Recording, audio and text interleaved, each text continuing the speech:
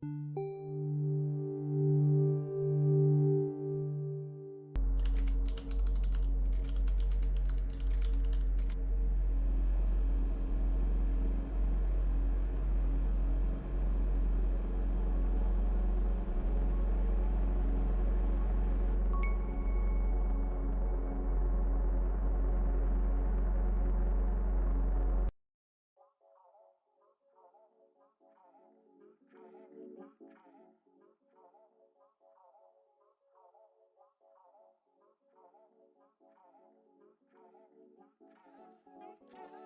yo, 6-0!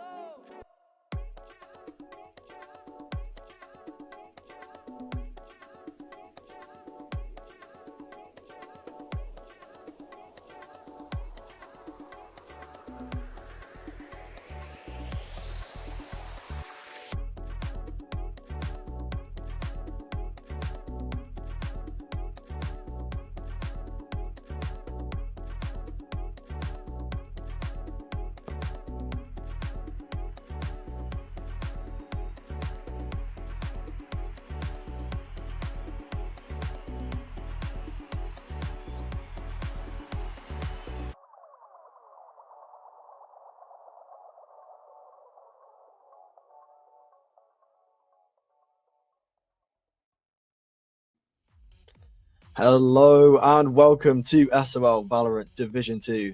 My name is Icky Dragonfly and today I'm joined by my lovely co-caster, Jertix. Now, we've got some great games coming up for you guys very, very soon with the first match of today between Lodestar Esports and CD Tigers. Now, last week we saw Lodestar Esports and CD Tigers both play against very different opponents, with Lodestar Esports triumphing over Nordic Warriors and managing to secure both of their matches in a well-fought victory. However, it's completely the opposite on the CD Tigers side when they lost both their matches against one forward. Now, do you think we're going to be seeing something slightly different today, Jertix, as these two teams clash against each other? Coming into this match, CD Tigers definitely being the underdogs here, only having won one match so far in the league, while Lodestar so far undefeated, only having dropped one map on Haven, currently 3-0. CD Tigers have played one more match than Lodestar so far in this tournament, meaning they may have showed more of their map pool, more of their comps to Lodestar. So, and even considering that they're underdogs in this match, Lodestar definitely coming into this match with a slight advantage. I definitely agree. However, CD Tigers have had another week to practice and preach, and they are ready to fight Lodestar today. Now, I do want to put out some key points today. As you know, the patch just recently dropped. Only a couple days into this new patch, we're going to be seeing some changes to the map. Abyss and Bind, like you said earlier, are out, and now Icebox and Ascent are here to stay for the time being. Additionally to this, Waylay. Now, you and me both, I think we like this agent very, very much, and it's only been out for less than a week. So this could really change the composition of how teams play, especially since not many people have come up with strategies to counteract Waylay. Do you think we're going to be seeing some Waylay picks today? Because I sure hope we do. I sure hope as well. But considering how new of an agent this is, I wouldn't be too sure that we're going to be seeing it today, as teams might not be as comfortable playing such a new agent so early as well. She's only been out for a week, but still, with a player like he's back over on Lodestar, I think if he did pick this agent, we would see a heck of a match. He's been fragging out so far every single game and putting in on Waylay. We've seen how much entry power she has with that double dash. So seeing a player like he's back over on that agent could be, I could say, devastating for CD Tigers. Genuinely, that is so true. Because I would love to see he's back, just lock in, insta lock the Waylay and run it down. I would love to see that. I think Waylay is very, very powerful. It is definitely a risk, but the reward could be worth taking that risk for, especially since it's just so new that people might really not know what to do when there's a Waylay on the enemy team. And I just want to talk about Teho for a second, because Teho was definitely in the meta. A meta pick, you would definitely pick Teho last season. This season, however, he's been nerfed a little bit, especially against KJ. Do you think we're still going to be seeing Taeho being picked in these matches? Do you think he's still in the meta? Oh, definitely, yeah. Killjoy hasn't really been played as much as we would have seen before. We've had Vise slowly creeping her way into the agent compositions. Deadlock also, especially with her recent buffs, I could see her making a return as well. And another map, Cypher has kind of been a perma pick, you could say. And Killjoy hasn't really seen that much play recently in competitive games. And Techo just didn't make it any better. Now with the changes, though, I do still think people are going to be playing Techo as the ability to destroy utility. I mean, it was only really useful against that Killjoy ultimate, but otherwise, I don't really think it's going to impact much because, yeah, like I said, there aren't a lot of people playing Killjoy, so that change doesn't really change too much. He's still going to be doing good damage, clearing out corners with his util, still providing information as well with his drone. So even though these nerfs have definitely slightly impacted him, I don't think we're going to be seeing too many changes in tackle pick rate. Yeah, I definitely agree. Still a powerful pick, Taeho, staying in this meta right here. And even though those missiles have definitely been nerfed, they are not going anywhere. Those missiles still going to destroy plenty of utility, even if it doesn't get rid of the KJ ult, and definitely going to do a lot of damage still. Flushing out players from their positions, it is still definitely a good pick. I would love to see some more Taeho. I definitely haven't seen enough of him still. I can't get used to it. Very, very good pick. Ascent, though, on B site, I'm pretty sure that wall has been replaced with a big metal sheet. Do you think that's going to affect, if anyone's going to be spamming Odin, Sova, the classic on that map? You can't do it anymore. It's gone, sadly. But do you think this is going to change how these teams play on a map like Ascent? That definitely could change it, yeah. Like, we haven't seen Techo on Ascent yet. Now Ascent finally back into the map pool, and Techo on it as well. We could see definitely a change in the compositions, and with Waylay as well, we could be getting rid of that old stale regular Ascent comp, which we've seen for like almost 2 years now. And yeah, the B main wall, although it's definitely, in my opinion, it's a good change. It's definitely annoying to be spammed down there all the time. But they still left some room to spam over towards B main. But do I think this will impact the pick rate of agents like Sova? I don't really think so, because Sova still provides so much. His utility provides so much worth still in like clearing out corners in mid, taking mid space, and his darts just have been. There's a reason he's been played on Ascent instead of agents like Fade. But considering that teams might be running Techo now, we could see maybe a return of Breach, because we have seen this double initiator combo with Breach stuns and Techo mollies. But the meta is really new. We haven't really seen anything of Ascent just yet. So really, it's up to these teams to just figure out what's more comfortable for them. I think a good pair, like you just said, a Breach and a Taeho, the utility spam that provides, it would be genuinely just devastating to anyone on the receiving end. The Breach has just got, I genuinely, I don't know how to put this into words. I can't fathom it. But Breach, still really, really good. I feel like a lot of people see him as a character that is just, it's for new people and it's not got a very high skill ceiling, but they're just so impactful, and it definitely affects your mental when you get flashed twice, stunned, and then blown up. Actually, but ISO, his abilities got changed. What do you think about that? I definitely think these changes were great. Overall, I think this whole patch was great, especially for agent balancing.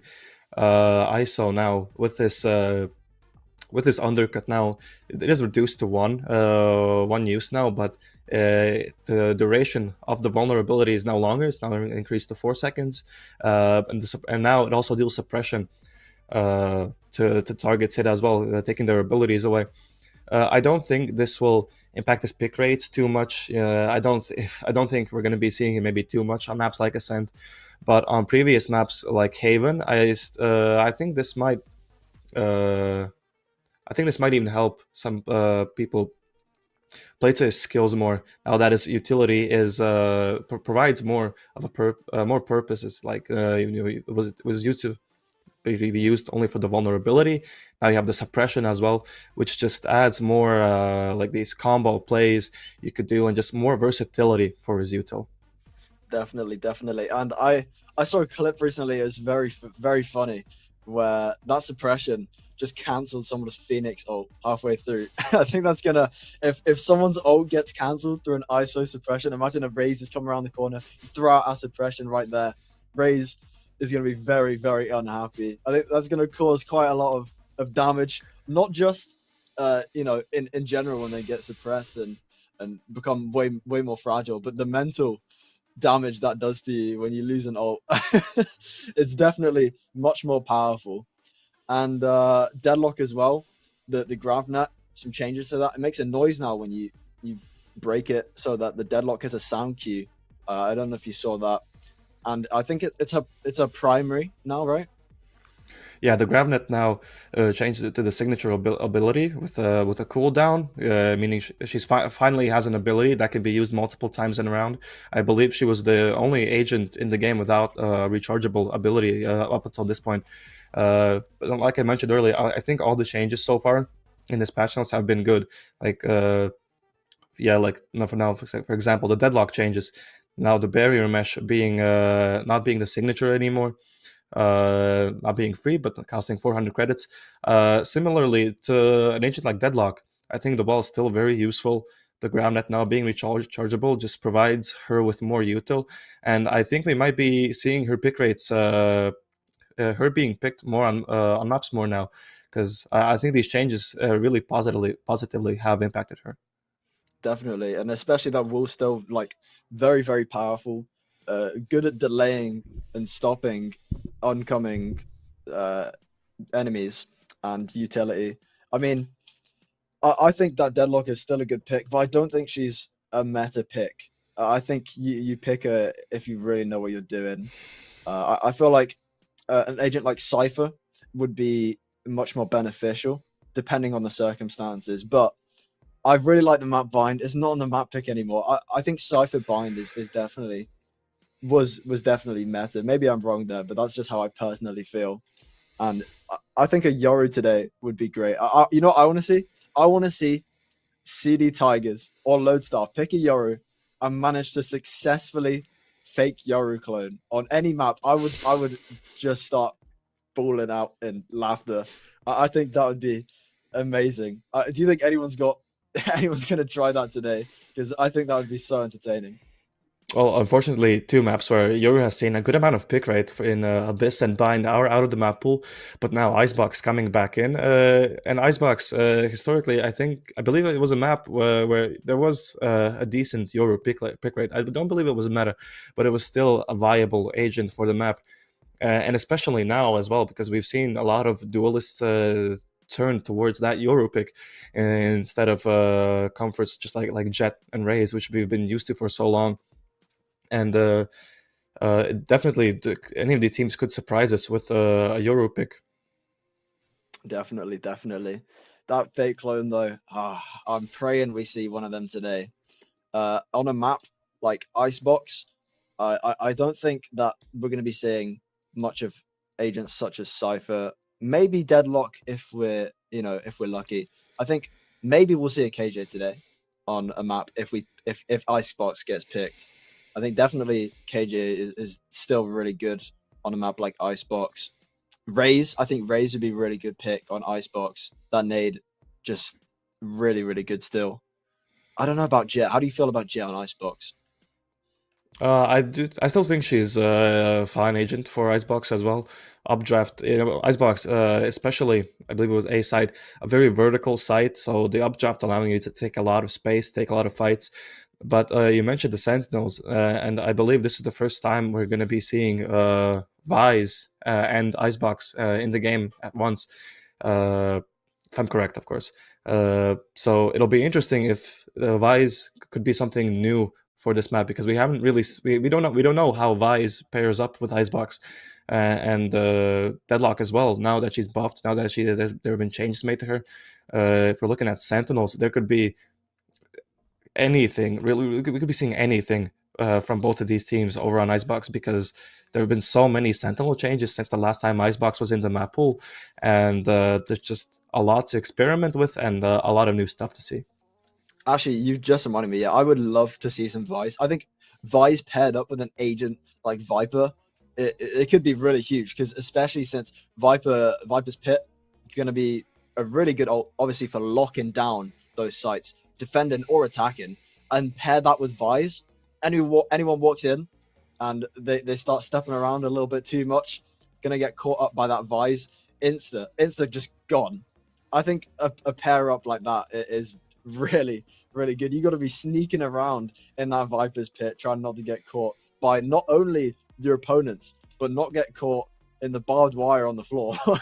You got to be really aware of your surroundings. And I think Visor's wall is really good to isolate duelists going onto the site, stop their team from pushing with them.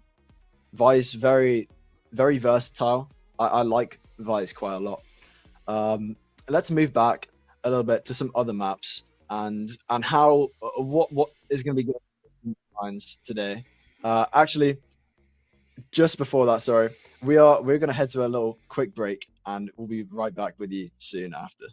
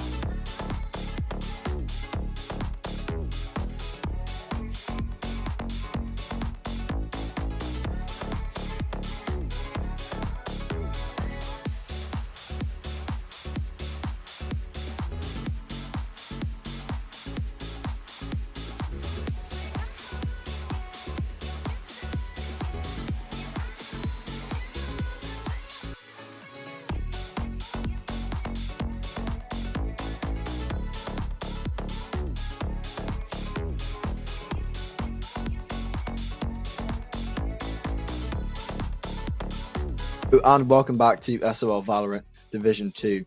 Now, we've just seen their map picks, the team's map picks. And first up, we are going to be going to Fracture, which is CD Tiger's pick. And Lodestar chose to be the attacker side straight away for this map.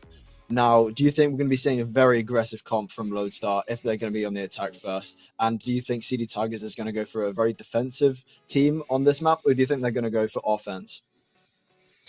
Lodestar definitely with the firepower he's back has, we could definitely be seeing him going likely on the jet pick, and the rest of the team picking agents with a lot of util to back him up to take that space. But Lodestar haven't played Fracture so far in this tournament, so really this is going to be a new map for them. So far we haven't seen anything from them. And over on the side of CD Tigers, they have played this map before, so far though unsuccessfully. 2 losses so far. So we'll see. They're likely trying to get their first Fracture win today. Well then, uncharted territory for Lodestar so far. And CD Tigers looking to get grasps finally on this map to try and take the win in this first match. Soon we're going to be going into game. However, just before then, I want to know your predictions for compositions, because I think definitely a breach going to be very beneficial on this map. What do you think, Jetix? Yeah, the breach definitely been a mainstay on Fracture, and Techo as well. The util combine so well together, and ever since his release, Techo has been pretty much a mainstay as well over on Fracture. And another thing I would hope to see is that Vice pick come out as well. She's just been, the pick rate for Vice has just been becoming bigger by day, and Fracture is a map I believe I haven't seen too much of her played, so I'm interested to see maybe some teams try to pick her up, try something new. And same thing with the Deadlock with these new buffs. We could be seeing something new, and we're about to see. Yep, right, and we're going into Agent Select right now. He's back, insta-lock in that raise.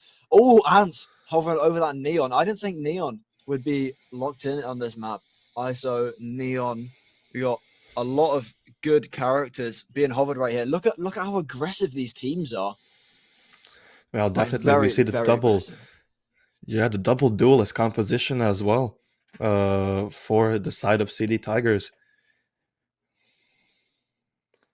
Oh, the Tiho locked in on both sides. Vise, like you said, is being locked down by Reed Cat. That's going to be very interesting to watch.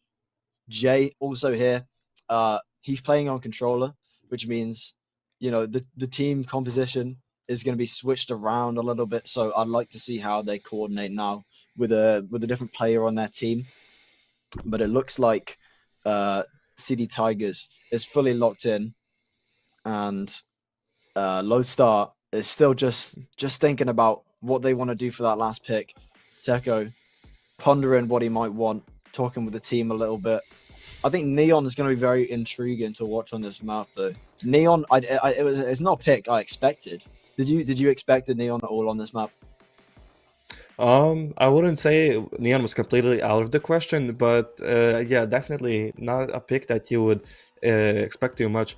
And especially with the double duelist composition that we're seeing here with Raze and Neon, that's definitely not something I would have thought about coming into this series. Running Fracture, which is a very big map, in fact, without a Sentinel, likely means the CD Tigers are going to be trying to fight for space on defense all the time, because on a map as big as Fracture, without a Sentinel, you're going to need some space. You're going to need to try to get some early info so you can get those early rotations and not just be playing a retake simulator for the whole game. Retake simulator. And there's both breaches now. Both breaches, both raises, both brimstones. 3 picks identical on both teams, apart from the Vise and the Neon. These teams are looking very, very similar right here. This is going to be a match, a skill v skill. Who's better at what agent? Who's better at coordination? And who's better on attack or defense? This is going to be a very, very tough match, I feel. But CD Tigers and Lodestar are going to be heading in game soon for their first match of the day. I can't wait. I don't know about you, Jertic, so I cannot wait to watch this map. this might be where they start warming up a little bit. Maybe in the second match, we'll see them go at it much more after they've had the first map to warm up with. But since this is the first match of the day, I'm expecting things to start off not too bad. And then later we go into this game, I'm expecting the game to change completely. I think these players are going to lock in later throughout the game. Yeah, you mentioned these comps are similar, but at the same time, the fact that Lodestar are running the Sentinel and the City Tigers are running the double duelist means Lodestar have the comfortability to maybe not fight for space as much as City Tigers need to, because they, like I said, they don't have that Sentinel, they don't have that information that Lodestar have. So while these comps are on paper similar, the way they're gonna have to play on both of these sides here is gonna be wildly different. Definitely. And we've got 5 seconds before we head into our first round of the first match. Yeah, we see Lodestar. Early presence towards A main, but no, it's CD Tigers early, like we said earlier, towards A main. They're not spotting anyone out, and they believe it's gonna be a B hit now. But still, Lodestar, aware of this push, sitting behind A main, didn't get spotted out, and now making way towards this A site now. Smokes are gonna go down. And he's back already on the site. Space gain, and Spike is gonna go down. Comfortable positions for them. The retake already begins for CD Tigers. Getting the first pick already, but still traded out eventually by Redcat. Still making their way towards the side. There's one player still on the side. Do they check him? Sleep is gonna go down though. Player on site still unknown to them. Finally gonna get traded. 3v2 now. 3v1. Lodestar taking control of this round, and that's gonna be a third for he's back. The first match is given to Lodestar. CD Tigers, I don't think they were checking those corners properly. Lodestar tucked away, getting those picks, getting those crossfires, managed to sweep up that first round. Gonna give them a very big econ advantage. Let them buy a little bonus for the second round. CD Tigers does not look to be forcing it. They want to play it safe. They don't want to risk it in the second round here. And we do see the Outlaw come out. Do you think that's going to get a lot? I think that's going to be big, actually, in this round. Yeah, definitely. Very good weapon, especially against decos. CD Tigers, though, making stack towards the safe side, push into dish, trying to make work of the lower weaponry, but not going to be finding anything, though. Lodestar Esports comfortably making their way in towards this B site. Spike is likely going to go down soon enough to comfortable positions, and CD Tigers just forced to slowly try to clear the space in CT. Maybe trying to make anything work with their lighter weaponry. Very slowly coming up onto this site right here. Are they going to get flanked? Nice try. Yeah, does get the first pick as well, and another through the smoke. Yeah, just not really much you can do with that weak weaponry. Oh, he's back, just still so aggressive.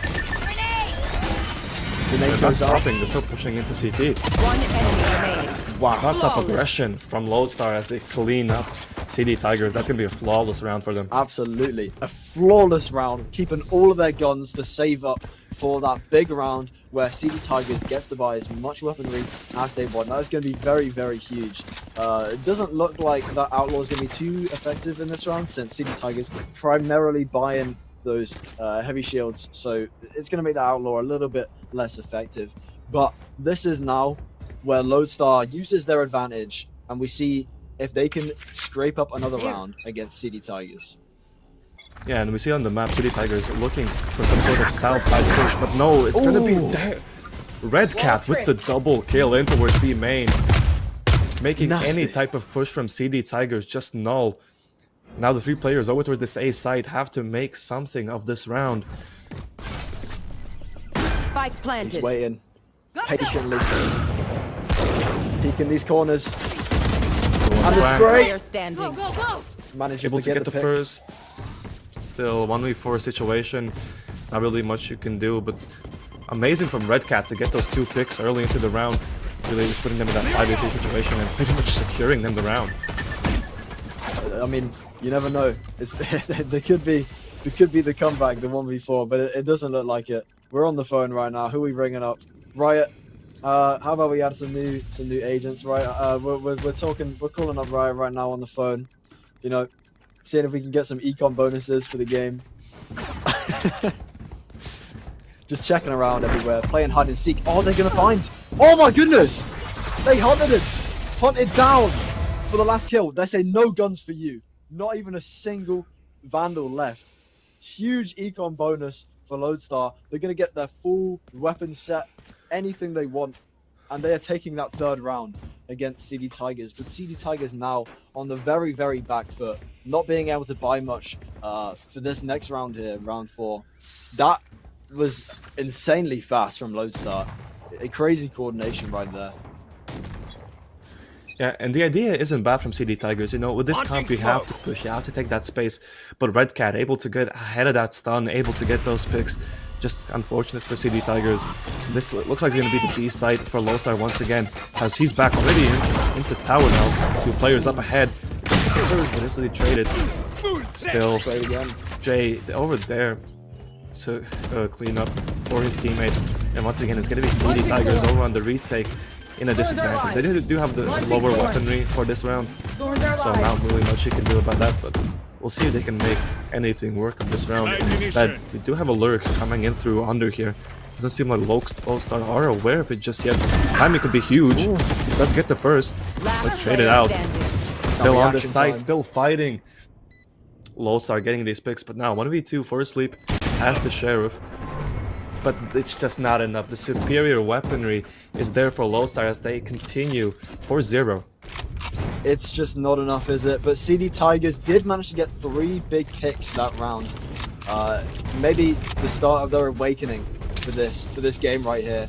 Gonna start locking in. It's neck and neck now. Both teams have an even weaponry. I think for the first time this game, both teams are now on an even playing field. So CD Tigers might be able to start sweeping in some rounds for themselves here. Yeah, Lodestar coming into this round. They do have the Breach ult, do have the Raze ult as well. And once again, it looks like it's going to be B-side hit, but for CD Tigers, it's a north side crunch. They can always go out, but don't really get anything. The stun is great, and the nade is there. See if he can get away. It's just not possible with all that util. Still gaining space, but okay. There to trade. And the sleep isn't able to get the pick just yet. Util's gonna force him out. He's all by himself on this side. Does get cleared out eventually. And just like the rounds before, Spike is gonna go down and CD Tigers in a disadvantageous retake. Ants holding these smokes right here, not letting anyone advance towards this site. Hasn't found anyone just yet. CD Tigers waiting to play together for this retake. Spamming through the smokes. Oh, Techo. That was nasty. That was nasty. Oh my goodness. 3 down to none in milliseconds. Coordinated strike.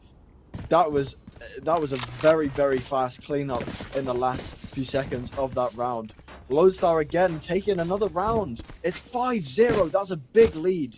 5 big rounds for Lodestar.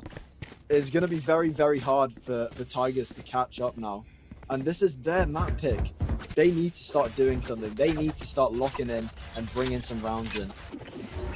Yeah, Lodestar not even using their whole threat that round. Just getting these picks and securing the round.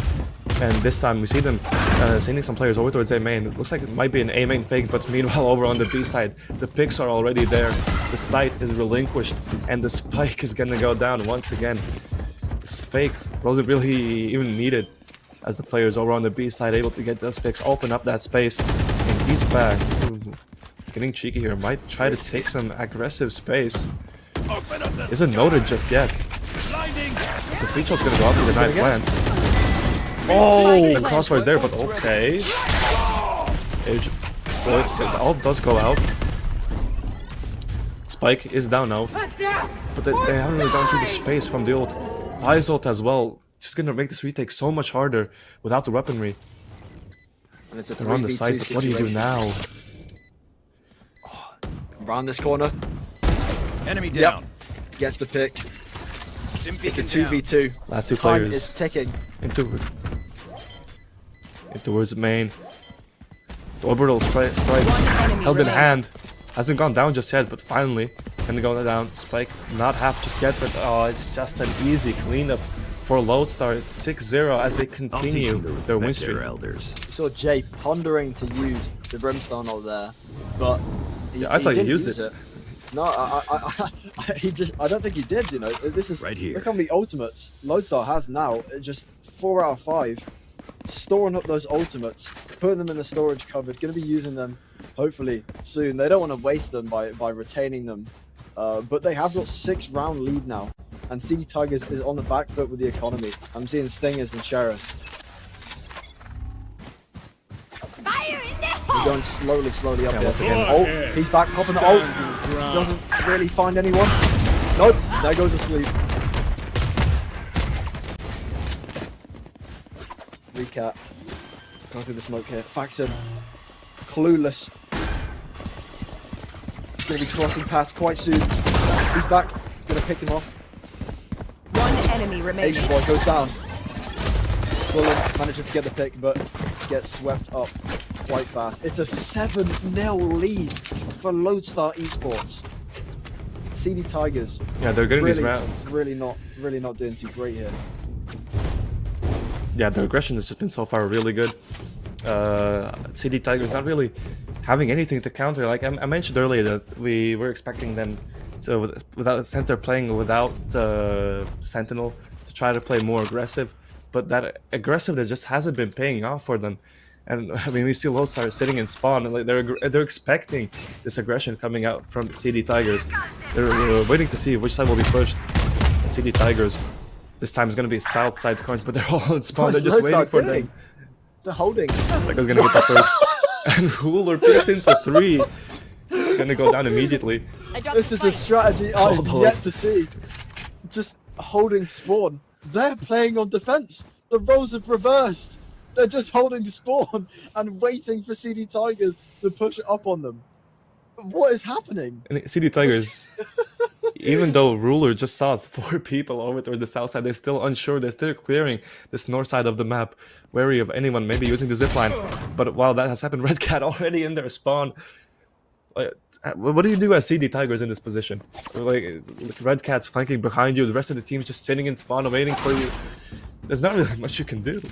The roles have reversed, and it looks to me like Lodestar is now playing on defense. I mean, CD Tigers is having to retake their own site back, and it looks like Lodestar is still in their spawn. They've got 30 seconds. They need to push up at some point 30 seconds and left. plant the spike on a site, because they only have 30 seconds, and it looks like they're starting to make their move. Going to go towards B site with that spike, because they know they need to get that spike down. Otherwise, this round is lost. 20 seconds to do so. Otherwise, they're going to lose the round. CD Tigers is making their way towards B, though. 10 seconds But they've sent left. only Red Cat. The rest of the team is still in spawn waiting for these players. What's Still they're going to happening? come through spawn, and Red Cat, he spots out the 2. Oh my god. And- Lodestar's got Smoke. to go faster. They have the orbital strike. They do have the tackle moment. They have so much util to stall this plant. Sticking to Oh well, the CD fuse. Tiger do have. Jay is going to pop that. They do get half though. And the molly. Molly goes out, On the money. but it's not Oh on. my god. Oh my god! The Molly's missed. They threw it around! Wonder from Lodestar. Oh my goodness. One of the Finally off the one of the ropes. freest rounds you could have given to Lodestar ever, and they just choose to ignore it. I guess I don't know. That is... I did not expect to see a round like that. Lodestar just camping in their spawn and letting CD Tigers have free reign in the map. Spike goes down in the last 20 seconds, and we see a very, very funny exchange between Lodestar and CD Tigers, where CD Tigers does manage to get their first round in this match. I don't think Lodestar's going Good to job want for to do CD that again. Tigers now. We'll see if they can continue the streak of rounds. But this time, Lodestar make their way towards this A side. They made already again, and they're still pushing into spawn, into Faxon. Just back against the wall, 2 people peeking at him. Not really much he can do about that. And Lodestar is still pushing. They're into CT now. Now going towards this B side, they're everywhere on the map. Oh, this crossfire right here is deadly. There goes down another 2 players. Asleep, might get caught out here by Ants, but barely misses the shot. One enemy He's remaining. going for it. He's chasing him down. He wants to kill, and he's gonna get it. I'm up to Ruler, who's maybe able to get the first. Oh, that cat though. Stun is good. He's able to get the pick as well. 1v3 now. See if he tries to go for this. He's going for it. But Lodestar is all towards stacked CT. up. He hasn't got much What's the time first left. time running low? What can you really do in this situation? You have Ant still with the mollies sitting far back. Gonna get a third as well, but here come the mollies. Yeah, not really much he can do about that. Gonna have to maybe try to save this weapon. Running towards the main, he's good, but still, while it's a weapon for CD Tigers, it's a round for Lodestar. Has now it's 8-1. Some unnecessary losses there for Lodestar. I think they're playing a little bit abnormally because you know they've got a big lead on CD Tigers, 7-round lead. Of course they're gonna, you know, they're gonna get a little cocky. They're gonna play how they want to. 10 seconds until the next round, and CD Tigers are buying half. It looks like I'm seeing a lot of Ares on Lodestar actually. Are they going for the full Ares spam this round? Oh, it's full Odin. Sorry. Wait, are you serious? Are they playing full Ares? Oh my god. Lodestar crouch walking up to B site in an unexpected turn of events. We have a 5-stack of Ares slowly pushing up towards B site. CD Tigers, none the wiser, only have. It looks like B's pretty much free. They've got a bit of a hold here. I can't wait until the firefight breaks out. And here comes the Smokes are Ares gonna go spam. down. Oh yeah, they have spam for days. Spike planted. Paxton's maybe get a good timing on him. Plus the person that gets the pick as well. We'll see if Lodestar will be punished for their negligence. The Divison gonna go out as well. I'm making the situation any easier for Lodestar, but the spam is planted for a main. And with 4 Ares, you can just spam this fight for days. But the util is there for Raiders though. And spots on one of those. Spike but the spam is there for Lodestar. 2v1 now. We'll see if a He's bullet can taking it. maybe try to do it. Taking it, but no. Nothing to cover him. It does get picked off in the end. That's another round going for Lodestar. Lodestar taking another round against CD Tigers. Is this the kind of game I thought I'd be seeing? Definitely not. As Lodestar has an 8-round lead on CD Tigers. Full ops. They're going to be playing full ops this round. This seems like gun game. It looks like Lodestar is playing gun game here altogether, where now they're on the operator against CD Tigers. I can't believe what I'm seeing. Slowly nudging up towards A site together like a pack of wolves. And it looks like CD Tigers has the completely wrong read here, stacking on B site. But they notice it's quiet and they're coming back towards A. But here comes the pack of operators. What can Gonna CD be- Tiger doing? Coming back towards A. Playing very passively. But I feel like that is about to change. As Teco starts a util jump in the site. Nate is gonna cancel the plant down. But second try still game. And you're gonna try to make something work, but the operators, they're just hitting their shots. Those operators are reigning supreme, but Ruler, okay. Let's hit it first. He picks up the operator. No. Okay, never mind. I'm sorry for doubting you. Gets another. Last Teco player still standing. fighting on the site. Now just up to sleep. 1v3, but the operators are just too much for the side of CD Tigers. Just, Last I round in can't the believe half. what I'm witnessing. It's one more round to go until attackers and defenders swap. Maybe CD Tigers is going to lock in and go undefeated when they swap around. But Lodestar opting to go for the full Stinger strategy. Probably going to start running it down a little bit more aggressively with these Stingers. They are. This is definitely an interesting match to watch. CD Tigers though might be able to secure this round. Now running into this fast B arcade push. And CD Tigers, they're just giving up this space. Likely not knowing that the Lodestar having full Stingers on the board for them. See if they can maybe get a retake going this time. As also not really much space for them. They do have sight now. Still control of arcade, but the spike is there. Planted. So the breach ult does go out, doesn't cancel plant though, but they're all in tower. If Faxon had his ult right now, they would have won the round instantly. This is a huge ult now, running into the side. He peeks into 3 people in the tower.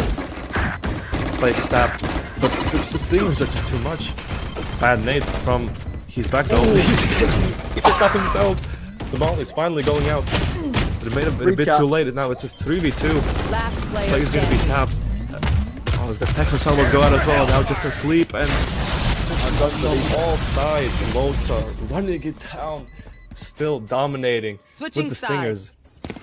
I don't believe it. I am stuck for words on this game so far. We're resetting though. It is pistol round for both of these teams again. CD Tigers gonna be able to try and get a little bit of an advantage back if they can win this first round in this first half, or in the second half. Sorry, I'm bewildered from that play. The amount of utility as well that's going into this defense and post plan is immense. I'm not sure what CD Tigers can do to counteract that. It's not looking very good for them, but this is their time for defense. For attack, sorry. Speaking about util, Lodestar have about full shares. They have little. They're gonna have a very small amount of util, only with the rechargeables. They're pushing in towards the main. They're getting the first picks as well, and this and Redcat getting the first 2. They got Spike as well. Sleep is just being forced back. He can't hold back 5 people from Lodestar Esports, and they're still pushing CD Tigers now. That they do have that B main space. What are you gonna do with it? You only have 2 players left on your team. Lodestar just running it down. On the phone. Taco is going to be calling up that enemy team. What are your positions? I can't believe what I'm seeing. Raisnade goes over. Doesn't manage to make an impact. Bullen. He's going to start pushing it down, but that util dump is going to stop him from pushing up any further. So much utility. No, That. Tried to go for the knife. They're trying to go for the knife. Disrespect. But he's backing up into Redcat! Redcat with a knife! Oh my god! Oh my god, the utter disrespect. The disrespect from Lodestar Esports Match is point. immense. They went recap manages to get the knife. They might be they were so close. They almost got a whole flawless game. It is 12-1 for Lodestar Esports. CD Tigers has no other option but to force and try and take this round so that they don't lose the first map here. But with a 12-1 lead, I genuinely don't think it's possible. We'll have to see how this goes. It looks like Lodestar is honestly playing attack on defense. He's back. And once again, Blinding. they're pushing into the 3 mains. They do the check close though. Okay, CD Tiger getting the first 2 and the first 3. Redcat though fully stunned up. Not able to get the kills, and finally CD Tigers getting another round on the board for them. That's Okay, big. I only have That like is big for CD 78 Tigers. grenades left. Managing that's enough. to get their second round of the map, that is big. If they can win 10 rounds in a row, it's going to go to overtime. They need to win 10 consecutive rounds if they want a chance of going to overtime with Lodestar. That was a very, very good round. They knew Lodestar were going to get cocky and push them, and were able to put down that attack. Yeah, fingers crossed for CD Tigers. As this time, Lodestar pushing B once again, but this time it's going to be that arcade space. As CD Tigers, they're waiting, they're expecting some kind of push, but it's on the complete other side. Oh no, do they take the map? Oh my goodness. Is this going to be like champs? Is it going to Here be like comes- the optic? Oh Here no, comes do the they pack. check the ropes? Oh my Oh, goodness. and he's spotted Faxon. out. Wait, do they get him? How does he get killed there? Spike down. Okay, Attacker spawn. luckily asleep there to clean it up. Just looked dodgy for a moment, and oh no, that cat's still going. He's been spotted as well, and his sleep gets a 3rd on the ropes. This is just Still. a ton of events here. Oh my goodness. Well, what is happening? Okay. Another looks player like sent across the City ropes. Tigers gonna get that spike down, and it is a 4v2 situation. He's back. He's back and he's Does have a Vandal. the however. Vandal. Could make something do with this. Ciao. Jay That's onto one. the Outlaw as well. He gets the first. Do they know the Last side? player standing. Oh, but asleep, getting the fourth. Could be going for an ace now. Jay with the outlaw. Does get stunned up. Asleep! Ace for Asleep! asleep. Oh my goodness! If I City did not Tigers even needed a notice. mental boost, That's that is 5 it. big booms from asleep. 5 big kills. An ace. And the first one we've seen today, I'm fairly certain. Don't quote me on that. An ace from asleep. But is it enough to get CD Tigers back into their flow, back into that lead? Lodestar, he's back, is going to be going for an Odin this round. This could be big spam here. We'll see Looks what they like spam a- down. This time they grouped up towards A. They did it like I mentioned before. We were expecting City Tigers to be more aggressive on the defense, and while they were, I mean, it seems to be Lodestar that's just disrespecting their opponents, trying to take any space possible, and this time just not spotting out any from City Tigers. And now they're gonna make these rotations over to the B site, and that currently is where City Tigers are posted up at. But it seems they've thrown all this commotion. Bullen passing the info to this team. They're gonna go back to A site now, but still Lodestar just running around in their spawn. Now back to that A site, and what is this guy doing though? Big nade right there. Big nade from he's back. This is just... They're moving up together, all together, just a 5 stack. Are they gonna spot anyone? And Bullen's already on the B site. I don't know if he's been okay, he's been making noise now. And I don't know what's going through the mind of CD Tigers now. Do they know who these players are? But okay, Bullen does get picked off, and that signals for the hit to be made over toward that B site. Site is gonna be clear. Still, Lodestar, seconds they have the weapon. They do have the weaponry. The spam to try and retake this. Spike planted. Aggressive push into CT though from Faxon. Does get spotted as well. It's gonna be huge. He peeks out and gets 4. Gets 2 in fact. He's back though, answering and so does Jay. It's still now numbers advantage back into Lodestar Esports. Asia boy into the side here. This One crossfire enemy needs to be remaining. huge. Oh. And asleep gets 2. Last Up to player crossfire now standing. up to Red Cat. 1v1. Let's get the first. Let's keep them alive. It's up to Asia boy. Tongue goes out. So does the flash. He's just calling for time. He has He's here for to fight as time days. as he can, and the flash is great. And Asia boy cleaning up the round. That's gonna be another one for City Tigers. Another round for CD Tigers. The Tiger has awakened inside of them, and they are starting to come back against Lodestar Esports. Lodestar letting their grip slip a little bit against the Tigers. I know they are a little bit of trolling going on from Lodestar, but because of that, Can I City get a drop? Tigers are getting the advantage. Thanks. They're getting the upper hand. They're getting the economy. They're getting the guns, and they're getting the rounds. Yeah, and into this next round, yeah, we see Lodestar finally going on an eco, not choosing to force out immediately, but he's back, taking this first contact into B main. Spots out 1, but nothing else really there. Ruler still with the operator, holding this angle. If he's back, decides to peek, this could be devastating. Big. It does get the pick as well. Moving towards this A site now. No one from CD Tigers spotted out here. Asia boy holding the ult in hand. No one on site though. Still gonna open up that space for them as the ult goes out, and so does the Techo. Well, full site control is gonna be gained for CD Tigers. Ooh, but Ants pushed back by the Util. Isn't gonna get a pick. And this time it's gonna be Lodestar on the retake. The retake is through dish, and I don't think they're aware of it just yet. Ants already getting the first onto Bullen, evening up the numbers, and still it's Jay as well. Getting another. Oh, but One the enemy operator remains. reigns That's supreme, three. still holding Round outside as three. he gets a 3rd as well. Ruler with the 3k. Can he make it a 4th? Up to Tekka now with the shotgun. He gets spotted out though. He gets the first onto site. Watch out. Here we go. Doesn't get the weapon upgrade though. Off the ult. Spike is tapped, and Ruler though Ruler does get the 4th K. with the Ruler 4K. showing what his operator can do. Exactly. I did not expect to see the Neon Operator, but it worked. And now Ruler IQ getting the 4K, securing the round. Another round for CD Tigers. Slowly but surely creeping up on Lodestar's lead. 12-5 to Lodestar Esports. Now, Lodestar does have their full weaponry out for this next round against CD Tigers. this is going to be a big round. If CD Tigers can take this, they'll be able to continue. But if Lodestar takes this, then the first map will go to them. Yeah, and again, it's Ruler over to this B main side. Operator taking space, but still, he's back. Already full A main control. He's gonna push behind the Smalley. He's gonna peek this. Two people holding them, and he's able to get the first though.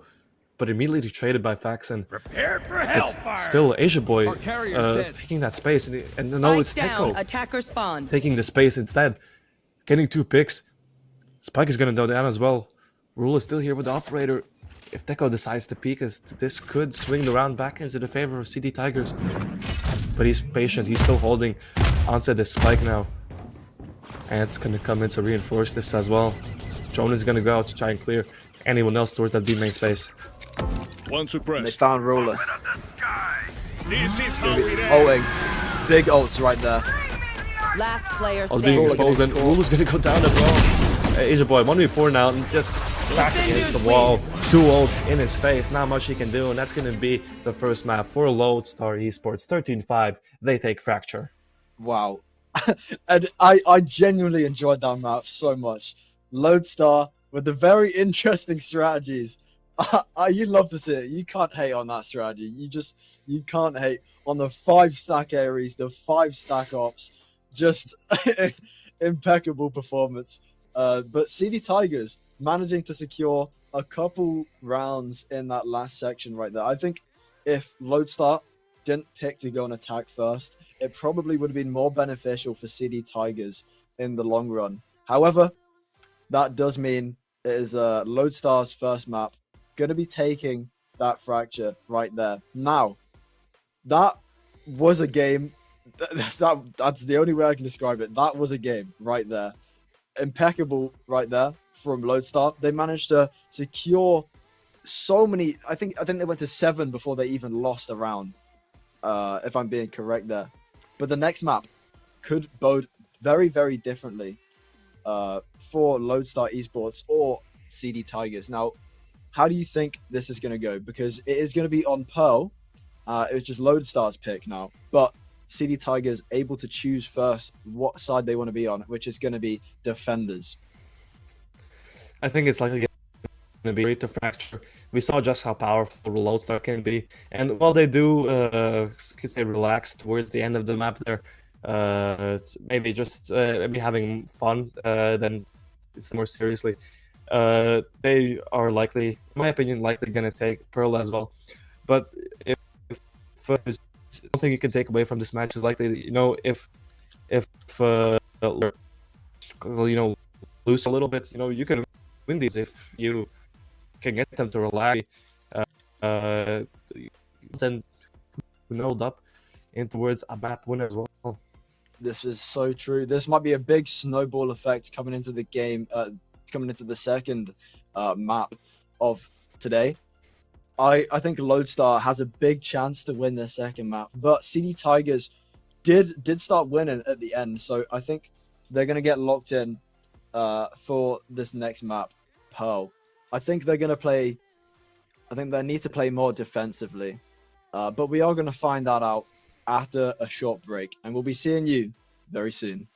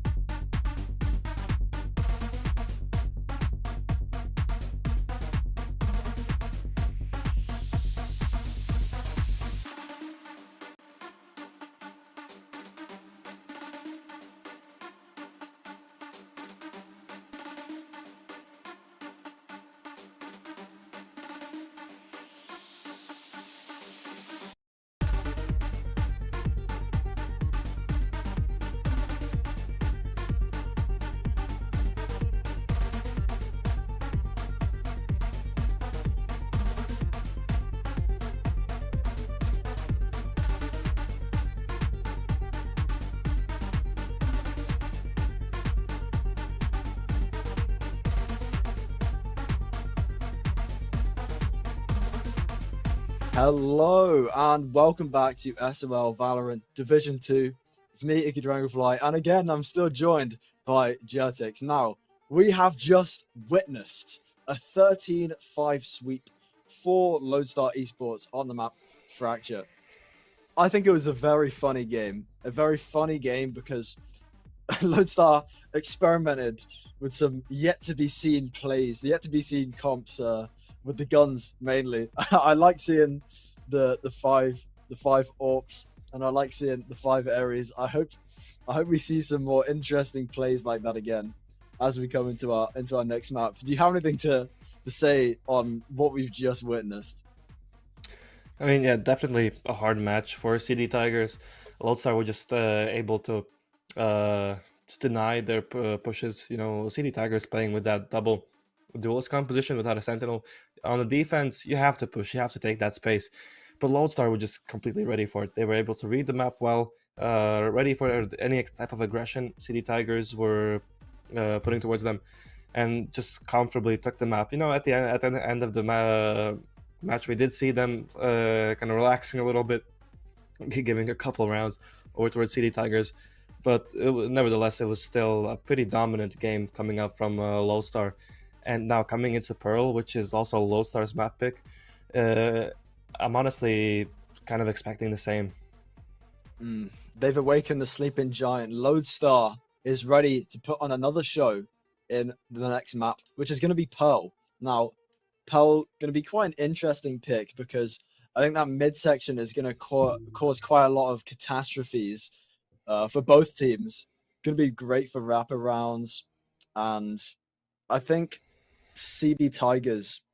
I think let me just double check this. CD Tigers is on defense first for Pearl, and I think they're gonna have to play very defensively against how aggressive Lodestar has been.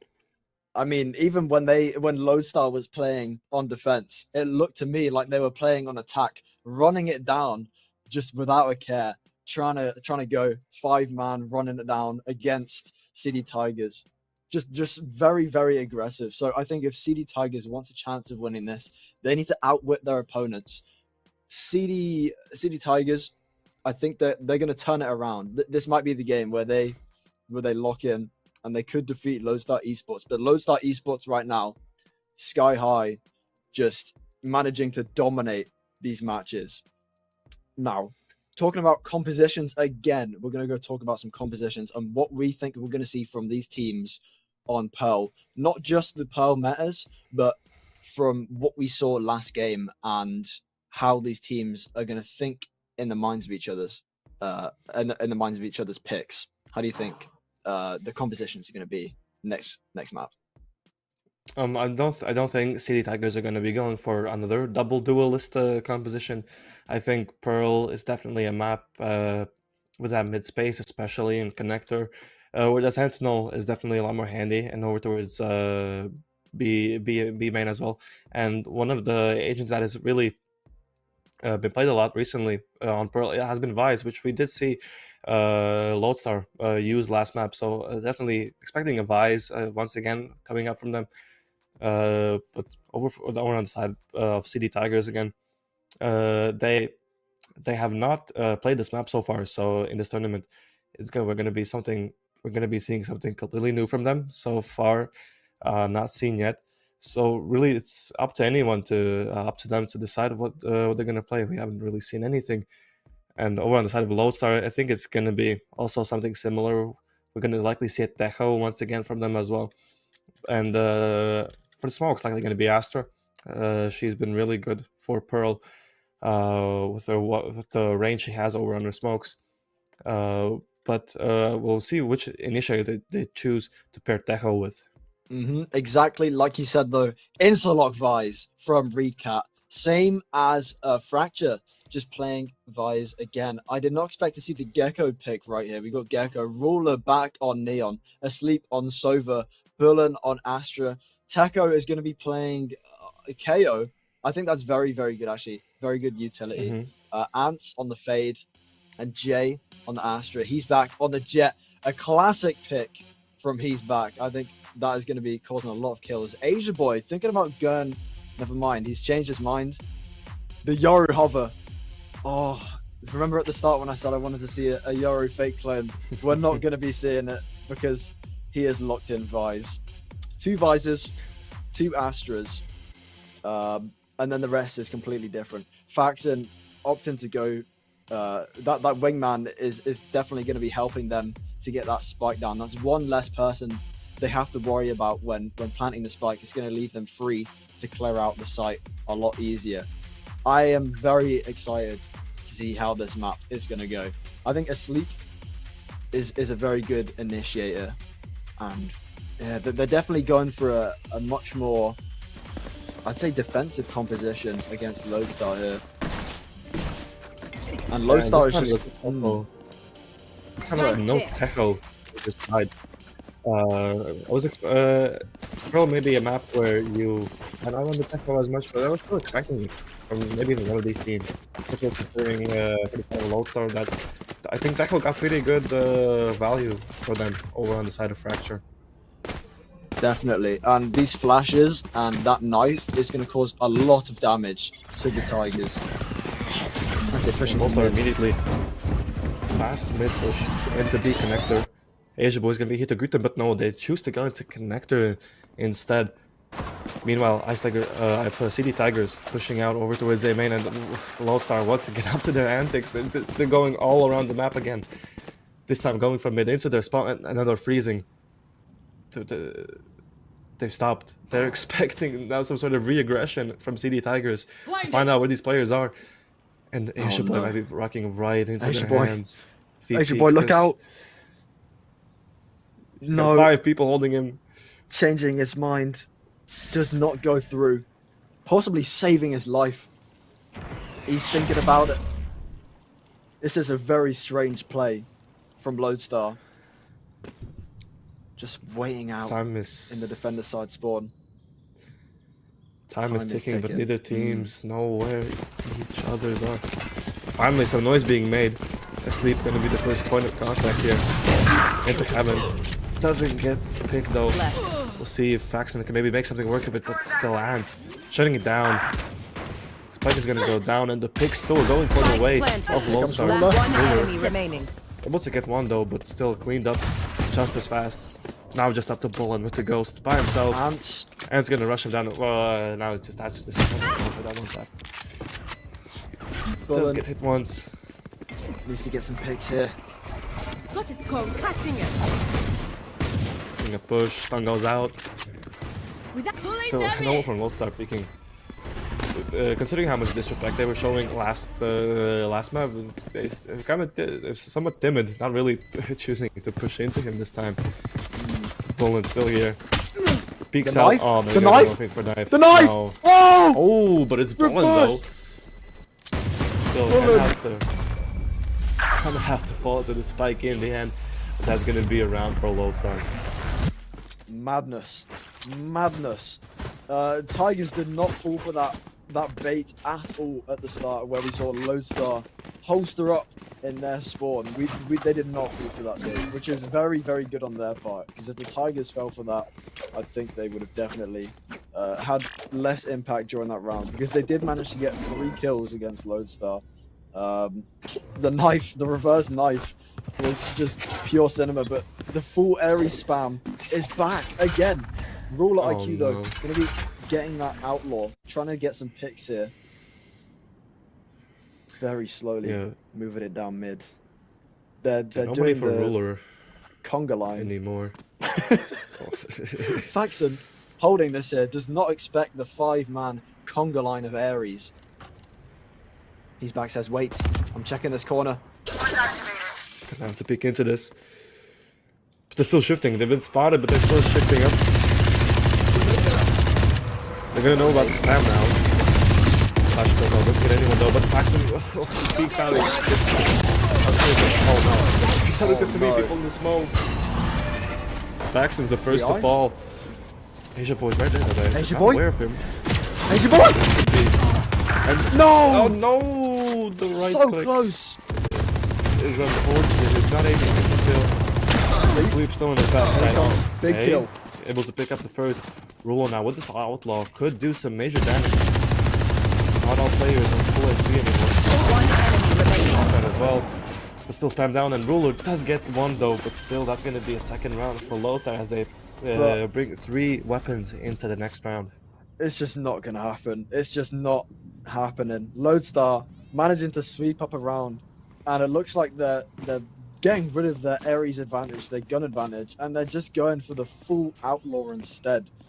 Very, very interesting here. CD Tigers not really getting many half shields. They're going for full shields. So these Outlaw plays, they're going to have to hit heads with these. 2-0 to Lodestar in the beginning. So CD Tigers are going to get their guns now. This could be a different story. Early reveal does spot out. At least he's back over to this B side. And Lodestar snapping into this B side, making a lot of noise. The sleep gonna be the first point of contact, as there's no util for Asia Boy to get knifed, and he does get the first as well. Spike Oh, planted. Ruler's gonna go on a flank. The Spike's going down, but still the picks are going for the side of CD Tigers, and the sleep still fighting on site. This flank from Ruler could be huge. He has a shotgun. He has to put the timing One right. enemy remaining. Spotting it out and gets the first. Doesn't get the second as Ants cleans it up. Now left in 1v4, and no, it's Faxon still on the lurk. That's going to be a convincing first round for the side of CD Tigers. That is big for CD Tigers, managing to stop the Lodestar force, getting rid of all of their guns. And CD Tigers has that big gun advantage right now. I think Lodestar could be underestimating CD Tigers in this map. They're playing not very strategically, and I think CD Tigers is able to play off of that a little bit. Ruler going for the op in this section right here, and Lodestar going to be playing those stingers, so we might see a very fast, action-packed round here, running it down with the stingers. Yeah, CD Tigers are going to have to hold this A side because you don't want Ruler retaking A side with an operator against Stingers, as he's back already making his way into the side. Flash goes out and he gets the pick as well. Once again, it's full fast side control for the side of Lodestar, and he's back. He hasn't stopped. He's still pushing. Lodestar are still pushing, and they're getting the picks. 4v3 now. Last player They're standing. making work of this. It looked doable for a second as they got those 2 picks. Almost out. But the trades were there from Lodestar and Ruler with the operator. There's no choice but to save it into the next round. And Lodestar still running it down round by round. The Schizo spray, just trying to find anything round the corner right here, but it doesn't hit anything. Ruler just holding this, hoping to save the operator for next round. But Lodestar is hunting. Lodestar is finding out where Ruler is. They want to stop them from having this gun. Yeah, he's on 24 HP as well. One shot is gonna do it, but what matters in the end is if they do check this corner. 5 seconds left. Seems likely that Ruler is gonna be able to get this operator into the next round, and he will. At least Successful save. At least something to bring into this next round. Definitely. A very successful save right there for the CD Tigers. Not a very successful round. Lodestar just, you can see how much aggression they have. And even on worse guns, they still managed to rack up a round against CD Tigers, just showing their superiority in coordination and aim right here. CD Tigers able to buy some more major guns here in round 5. And once again, it's fast aim and aggression. Pulling on the side, he's by himself, all on top side. He gets spotted out here. Just choose to go with the backside, but no more Yuko from him. He's back still, making his way towards the side as Bolin is gonna go down and spots out Faxon in the smoke. Doesn't choose to push though, but he's back though. Does get punished for his aggression as Faxon sees and Ants running him down. He's not stopping. He's getting 2 more. And once again, it's just CD Tigers on the retake. One enemy remaining. Though, but do they go for it? And no, it's Red Cats. They're unknown. And Asia Boy is able to get the first, but operator is spotted now. Let's see if he'll be able to save it into the. Oh, that's an unfortunate flash. He's trying to go for this. No, unfortunately not there. As Ants runs it down and gets the 3rd kill in the round. Ants with a big 3k right there for Lodestar Esports. Gonna be shutting down CD Tigers right there. Not a single gun to save. Not a single round BYB for fam. them. Going to Astral to do them Astral not that Guardian round. things I do. They do have a round against Lodestar, but they won't be taking that one. Lodestar just dominating so far with 4-1. They want to rack up as many rounds as they can against City Tigers, especially before that switch. Attaco is going for an interesting knife throw. They know Bullen is on this site, and that's going to get Bullen. I was gonna scan him, and once again it's Face fast your fear! aggression. Fatal gonna go out as well, and he's back with the old pushing into the side. And what can you do as CD Tigers when you're being run down by Lodestar just this much? And he's still pushing. Doesn't get spotted out, making a lot of noise here. But what do you do as CD Tigers in this position? And the Faxon, does Faxon notice the spam? The spam! Oh, no. He's back with a 3K with the Odin, managing to flawlessly take a round against City Tigers. It is not looking good. Faxon barely missing out on being able to fire back. He's back. Just insane rounds right here. Racking it up, they got a 4-round lead right now against CD Tigers. Lodestar is spearheading this game on Pearl right now. Being able to buy fully. I'd like to see what Ruler IQ can do with this judge here. I think that is going to be, if Ruler can pull this off this round, it's going to be good for City Tigers. Yeah, looking maybe to play some sort of trap in towards B main, leaving Ruler with the shotgun there, but this time it's Lodestar expecting some sort of aggression again, and he's back. He's still going walkabouts, getting another pick onto sleep. This man cannot be stopped. While the rest of this team just rely on him sitting in spawn. Yeah, go ahead. Get those kills. Get the ace. We don't care. We're just going to sit in spawn. I think what's happening right now is one player from Lodestar goes out, and then if they die, then they send another player out. It's like wave defense right now. He's back. Going to be heading down onto the site. Asia Boy tucked into that corner. Enemy kill. But he's back is faster. God. Managing to get that pick. They're just gladiators being sent out to fight for entertainment. Like, I don't know how else to describe this. He's back, still coming back in towards A main here. And CD Tigers have no read whatsoever on what Lodestar are doing. They've only seen he's back, running around the map, spawning out in some places. And it seems they're going to give him the spike. They're still going to send in spawn. They're going to give him the spike, send him on a solo mission. Roller. Get towards B main. Roller should be the one to put the coffin into this. Oh my god. Down B. A nail into the coffin for this round, as it's going to be Ants now sent out to try to win the round. But with 13 seconds on the clock, I don't think there's enough time 10 for him to seconds get left. the spike and plant it. And the gladiator battles end up losing a round for Lodestar. It looks like City Tigers is going to win that round of wave That was defense their best, coming from Ba. Lodestar Esports. Not They're going to be impressed. saving 4 of those guns for their next round. Now, do you think they're going to try that wave out strategy again? It was able to get 2 picks with he's back, going out on search and rescue, managing to get those 2 kills for Lodestar, but losing the round. City Tigers does still stand a chance here, especially with how Lodestar is playing. It's definitely unprecedented plays, but it's not exactly good plays.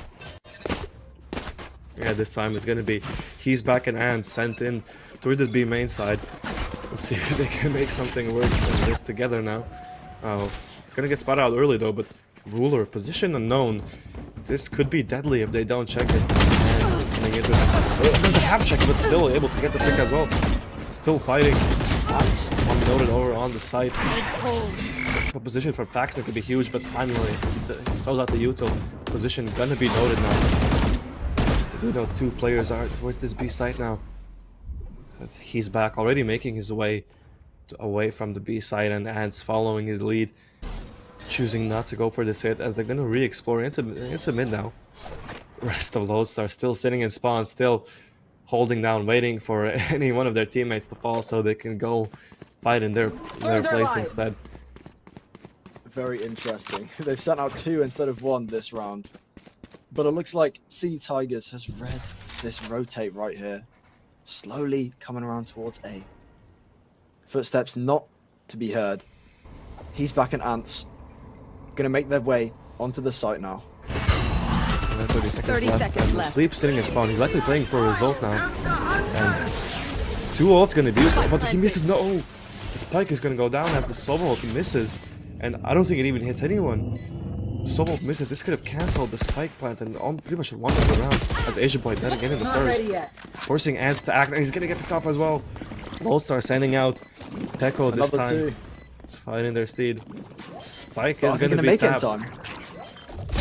But they're not sticking. Okay, finally, someone on the spike. Asia Boy already halfway there, just a little bit more, and that's gonna be another round for CD Tigers. I mean, what are we even watching? It seems to me that Lodestar is holding themselves back to give CD Tigers more of a chance against them. Very charitable, but it's not going to win Lodestar rounds. And they seem to be playing with their food, it looks to me, since Lodestar has been very dominant up until this point, where CD Tigers is managing to rack up these rounds against Lodestar now.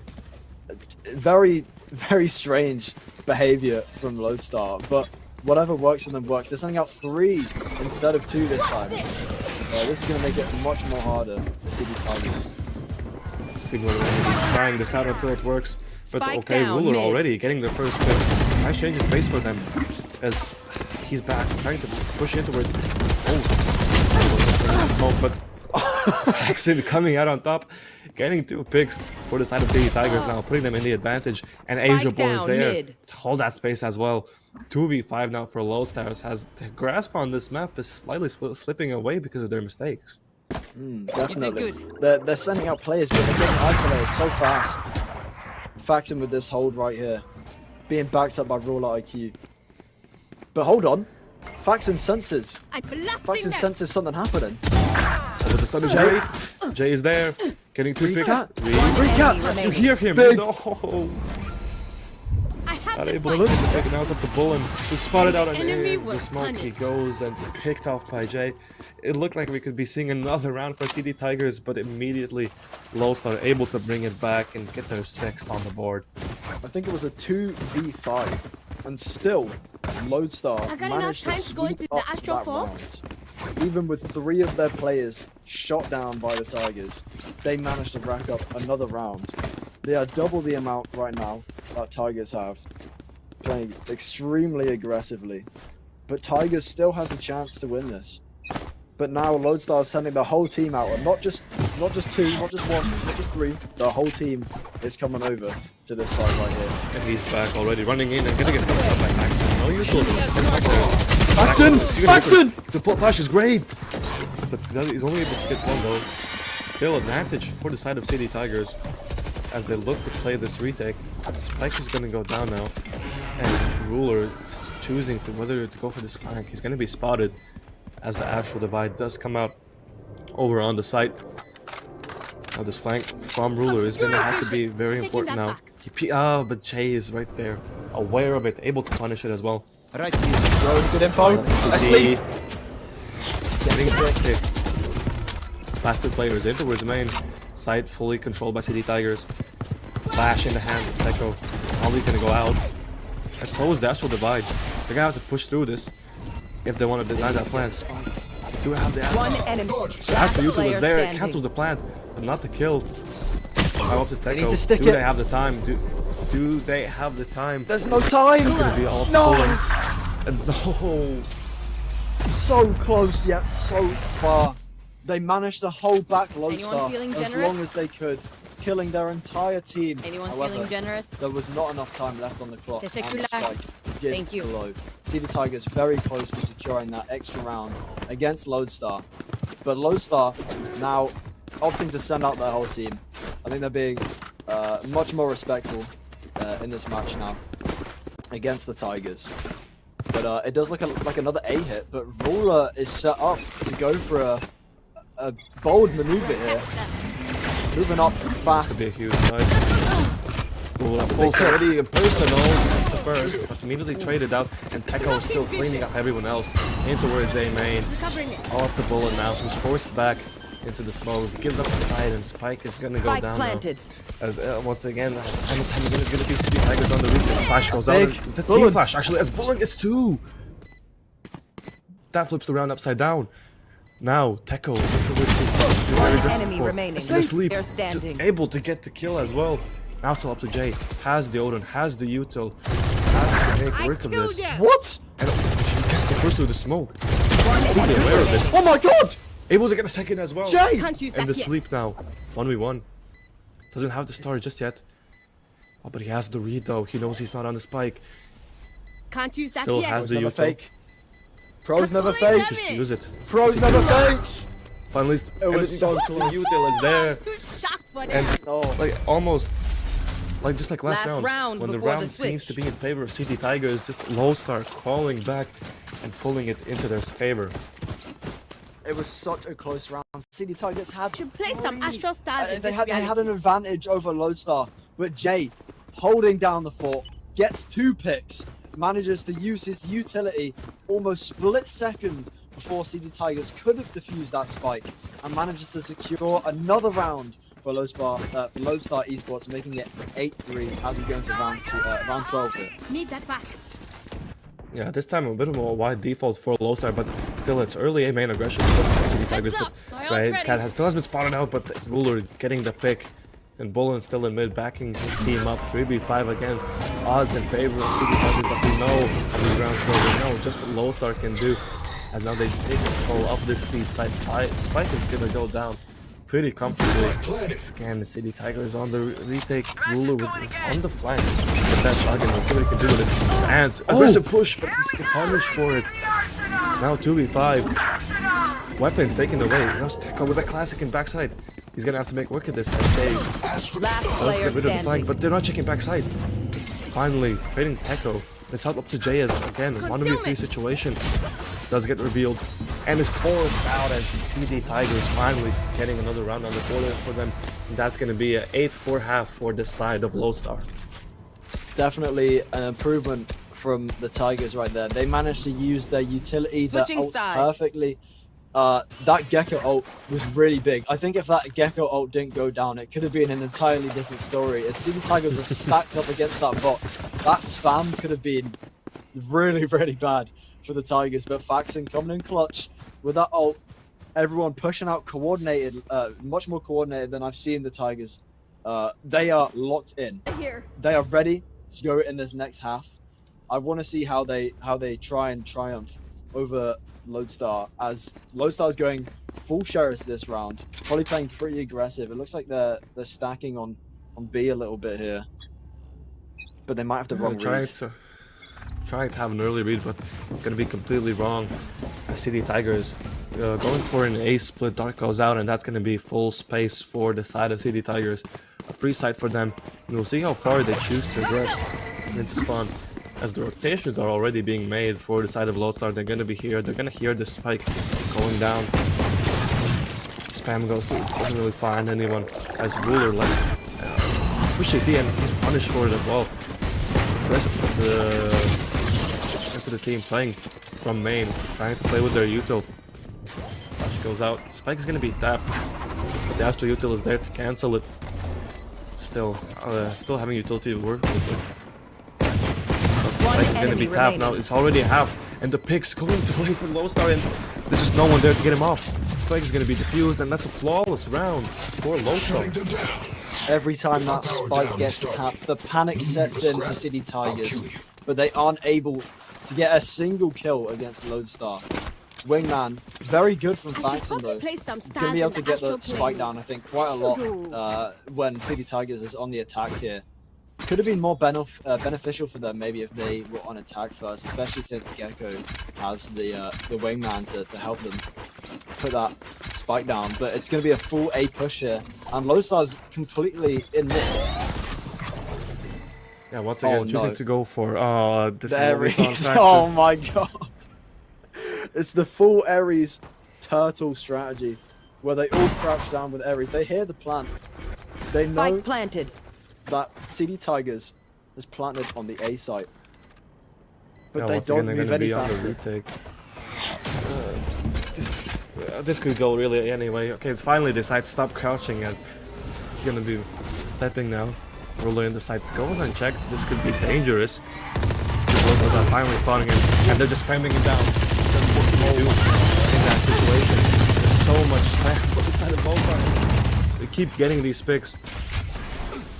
Spike is gonna be absolutely still one player towards main, picked up as well. Enemy remaining. And this armada of players on the side of Lodestar is just too much for the side of Team like this. Another round on the board.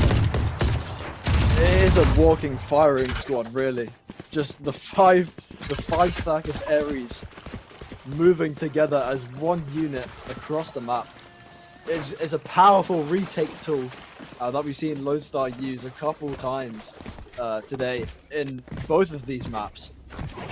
It looks like City Tigers is going to try something different here, going towards the B site. Lodestar is Neon, back let's in mid fly. again. Actually, we might see them clash here. Mid. This could be huge for Taking that City back. Tigers because they're able to Recovering pick it. off these crouching Lodestar players towards double door now. Swat. Okay, Asia Boy getting the first as well. We'll see if Lodestar send out another Good player blasting to them. fight. The bullet stun is great, pushing them back. But Flash goes out and it's only Faxon running in by himself. He does get picked off as well because the spam is just too much for them to handle. Oh! Jay finally on the Phantom making good work of it as well as he gets tooling mid. Now Ruler with the operator in the flank, unexpected, getting the first pick now. Switching the tides of the round, maybe a little bit more in favor of CD Tigers, as Asleep is going to be going for this lurk in towards spawn, but Ants is already on the case. He's holding that CT push. Ruler thinking about saving the operator, perhaps. That was a big play from Jay. Jay picking up that Phantom, managing to get those 2 kills there. Perhaps breaking the rule of Ares only on his team, but whatever works, works. Ants, He's going to get banned next week for people to yeah, kicked off the team. Seconds left. You know, this is the Ares only team. Can't be picking up any Phantoms. But Asleep, coming into mid tier.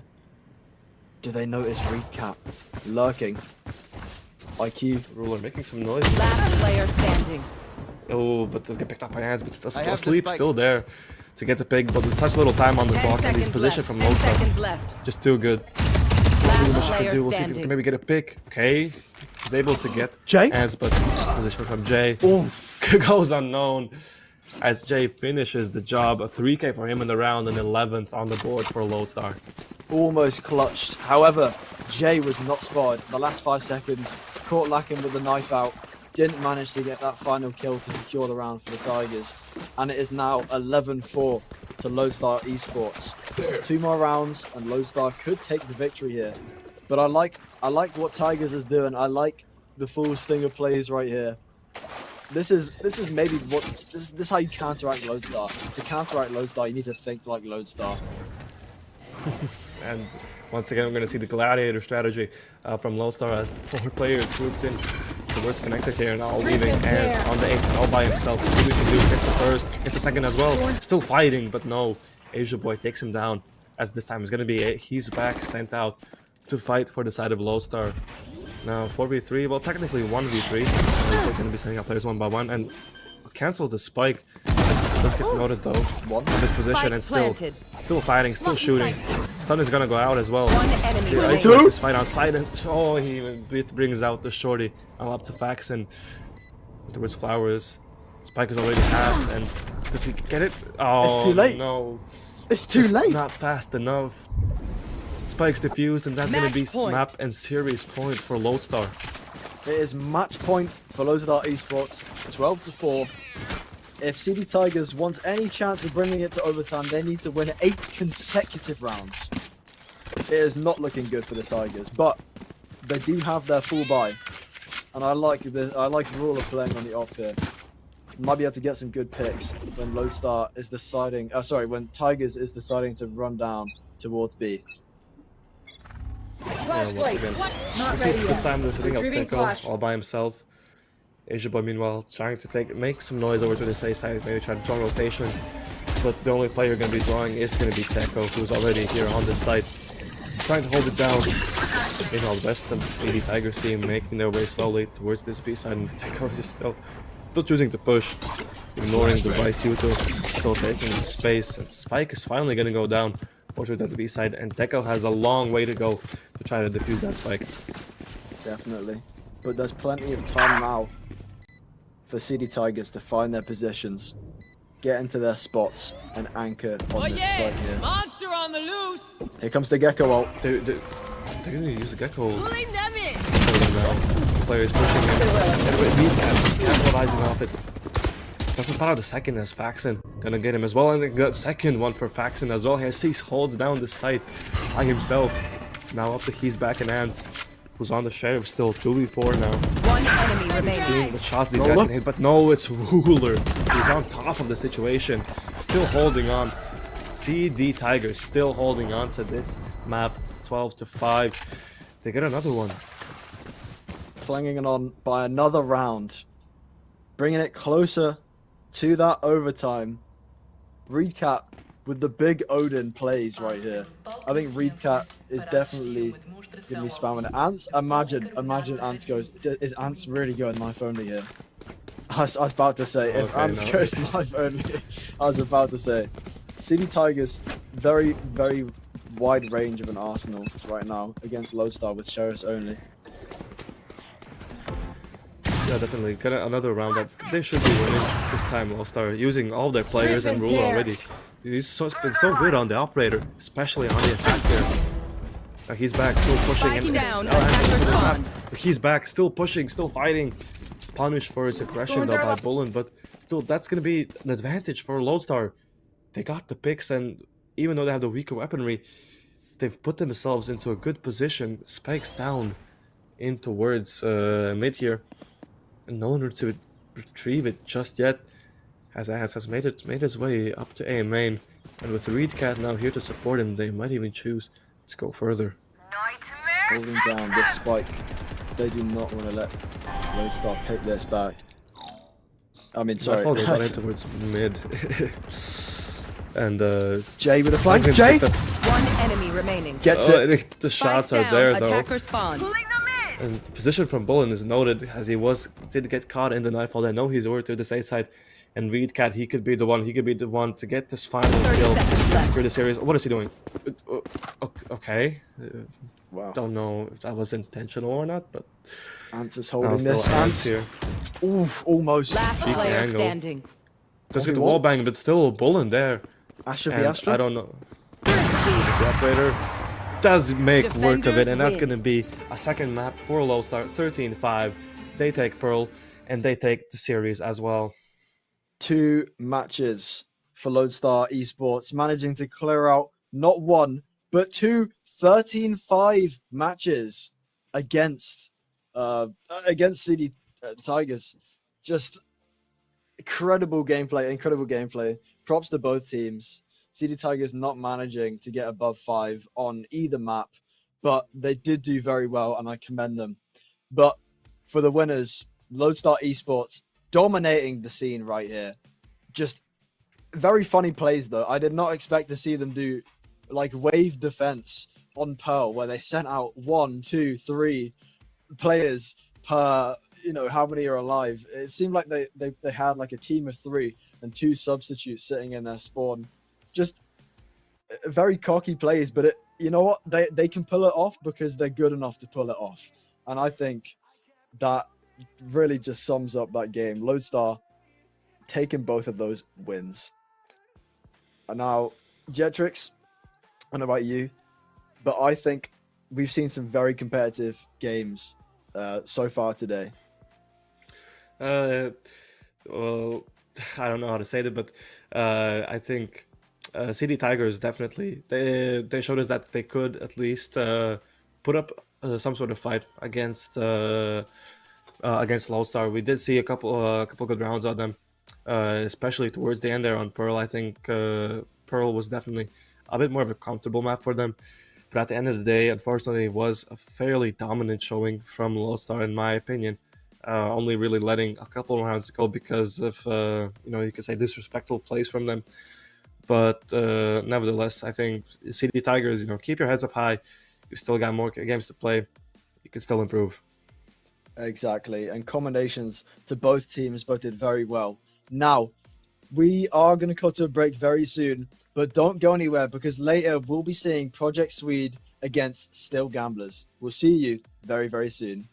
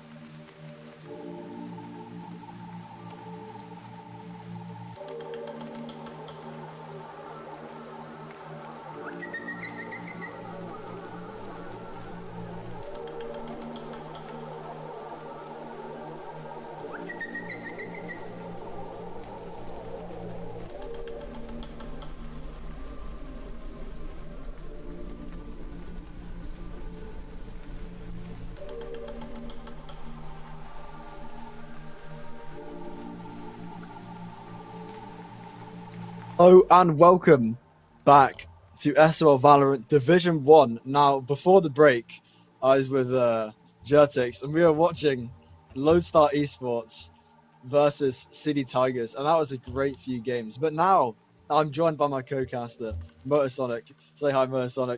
Hi, how's it doing? Good to be here. SOL, first game. Should be exciting. Definitely. We've got a great game today with our third match of the evening. Project Swede versus Still Gamblers. I'm very excited. I don't know about you. I haven't seen these two teams play yet, like I have with City Tigers and Lodestar. So I don't know what to expect. But I think this is going to be a very competitive game. This is Division 1. Still Gamblers. I feel like with that name, surely they've got to take some risky plays. Surely, do you think we see a waylay from Still Gamblers? I think that'd be very exciting. I kind of want to see a waylay. I'll admit I'm a little bit rusty with Val, but I'm interested to see how waylay fits into the current meta.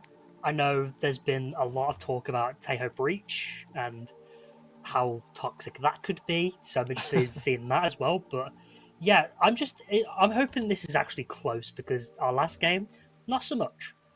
Yeah, 13-5 on both occasions. So over 2 games, the same score on both games. I think seeing a much more closer match would be much more intense and much more better to watch. Project Swede has a really good lineup and Still Gamblers as well. Do you think what do you think they're going to be picking map wise? Obviously, I don't know if you know, but with the new thing that came out, Abyss and Bind are out of the map rotations, and Icebox and Ascent are back in. So we could be seeing an Icebox later today. We could be seeing an Ascent later today. We haven't seen both of those maps today yet. What do you think is going on in these teams? What do you think they're going to pick maps wise today? I think because Project Swede is undefeated, Still Gamblers might have to take that sort of risk and try and throw them off guard. We could see an Icebox. I would expect Still Gamblers to live up to the name. Give us a bit of a sort of out there pick, not play into Project Swede's hand. Because if we see something normal, if we see a Lotus, for instance, I'm taking Swede any day of the week. And I think it's going to be difficult for Still Gamblers to really show up Project Swede because, again, 2 wins, 2 losses. They're in a firm position to take a good position during this group stages, and yeah, ultimately they've just got to keep this close because if you can get a 1-1 draw, I'd still think that's a success for Still Gamblers going into the rest of the tournament. Definitely. Listen, a draw is not a loss, okay? It's not a win, but it's not a loss, and you'd much rather have a draw than a loss. Still Gamblers, I think it's an interesting point you bring up Lotus, because I think, you know what would be really funny to see? I think I would love to see Still Gamblers try and bring a little bit back of that meta, the old meta of 2 smokers. I would love to see that. I miss it, and it's very dear to my heart. And now we're in the Tejo Breach or double duelist metas. I want to get taken back a little bit today. See a little bit of a reminiscent past of the dual smokers. Now, even though it's not meta, do you think we could possibly see dual smokes today? Potentially. Again, it's going to be one of those things. Does Still Gamblers want to take that risk and throw us back to the double smokes? Because again, it's if they play it normal, then I don't think they are I don't think they're the favourites. But again, the normal is double duelist and just this aggressive smash mouth play. If you slow this down and really grind this out and make it, I don't want to say boring, but excruciating to play and almost watch. Get this real slow and really annoy Project Swede, because I think ultimately that's going to be their best avenue to victory. Definitely. I mean, you can't shoot what you can't see, and I think a methodical play from Still Gamblers, if they pick double smokes, I'm just fantasizing about double smokes. They might not be picking it, but if they did, I think it could definitely change how this game is going to be played against Project Swede, and Project Swede might have to adapt to that. Now, Lotus, good choice of map. 3 sites, going to be difficult for the defenders, obviously. So having a good sentinel like Cypher or KJ on a map like Lotus definitely beneficial so that the Sentinel can anchor a site and the rest of the defenders can obviously go around. They've got more room to defend more sites because it's definitely harder. But Icebox, it's back. And we were talking earlier about Vise on Icebox. What do you think is a good Sentinel pick for Icebox? Because we might see that later today. That's kind of a difficult one because, again, Icebox, I don't know about your opinions, but it's definitely like one of the maps that's like, this is kind of boring. Like, maybe the center, like, Icebox is boring, and I think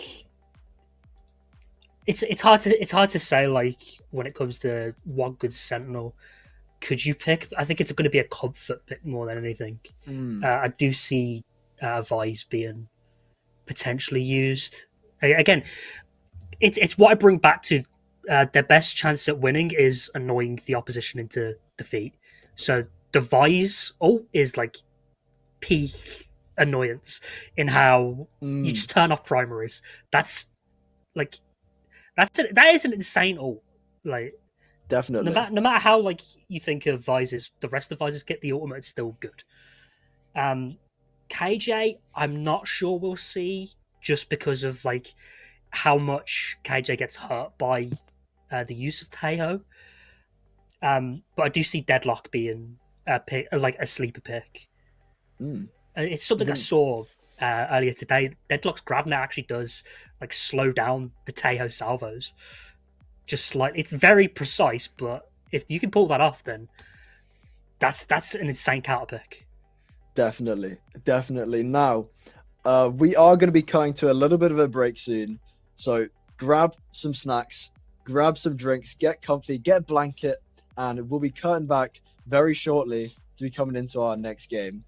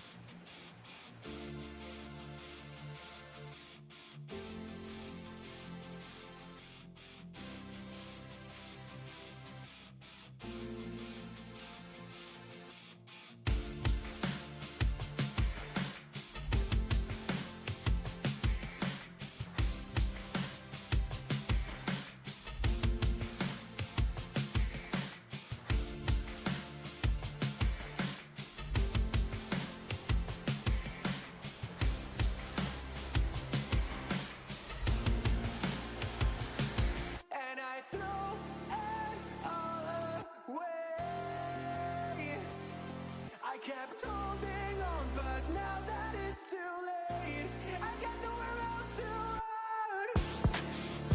How can I come out of this alive? Watch it all go up in flames.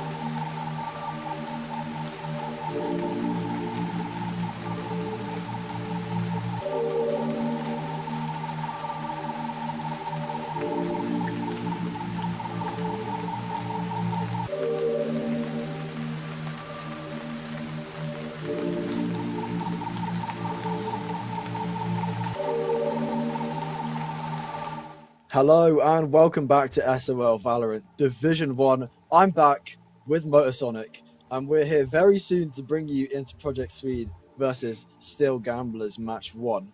But before that, we've got a little bit to talk about. Now, I want to talk about Yoru real quick because last game, with the two teams before, Lodestar and City Tigers, I was praying to see a Yoru play where a fake Yoru clone would have been just absolutely peak. I would love to see that again today in these two matches later. Do you think we're going to be seeing a Yoru pick? And if so, do you think they're going to be using a fake Yoru clone? I expect to see the Euro pick. I expect to see a lot of duelists being picked because it feels like we're in that sort of meta right now. But if someone has the cojones to go for a fake Euro, then props to them. Whether it's successful, yet to be seen. But yeah, it'd be an interesting one nonetheless. Definitely. I'm riveting. I really hope we see that. Maybe a Waylay pick. I know we already touched down on that a little bit. But Icebox, you said before it's a boring map, but I think it's quite like, I think it's a bread and butter. Just like I said, I feel like it's a bread and butter of Valorant. It's a classic map. It's not a boring map. It's a bougie classic map. Vintage. Yeah, it's quite vintage. It's got a vintage feel to it. I still think having a little bit of Icebox and Ascent later would be a goated duo. But if not, I like your Lotus idea. I think Lotus is a great map for these two teams. I think if we see the more vintage picks, though, that could play into Project Swede's hands a lot because, again, as we said, they're the like kind of everyone knows them, and so far, like in this tournament, there's only 1 point between the two sides, but Project Swede are currently like fighting for the lead of the group stages. You win this, you go top of the lead after today's games. Today's games went in their favor, like, but if Still Gamblers win, they go above Project Swede, and you want to take that sort of risk because whilst we still have a lot of games left to play in SOL Division 1, there's still like you can still mess up, and the momentum is both teams drew their last game, so the momentum's still yet to be found by both sides. Project Swede on a 2-match draw streak, so they want to get a win back in the book. So like if we get the boring, like I should probably stop saying boring, the vintage of Ascent and Icebox and like those like the older maps, then I definitely think that lays in the hands of Project Swede. I think, yeah, Still Gamblers got to roll the dice today, see if they could get lucky against Project Swede. Going on those, I don't know if you can say unconventional maps, but definitely out of the ordinary. Not your bread and butter. Some of those maps that they've developed strategies for.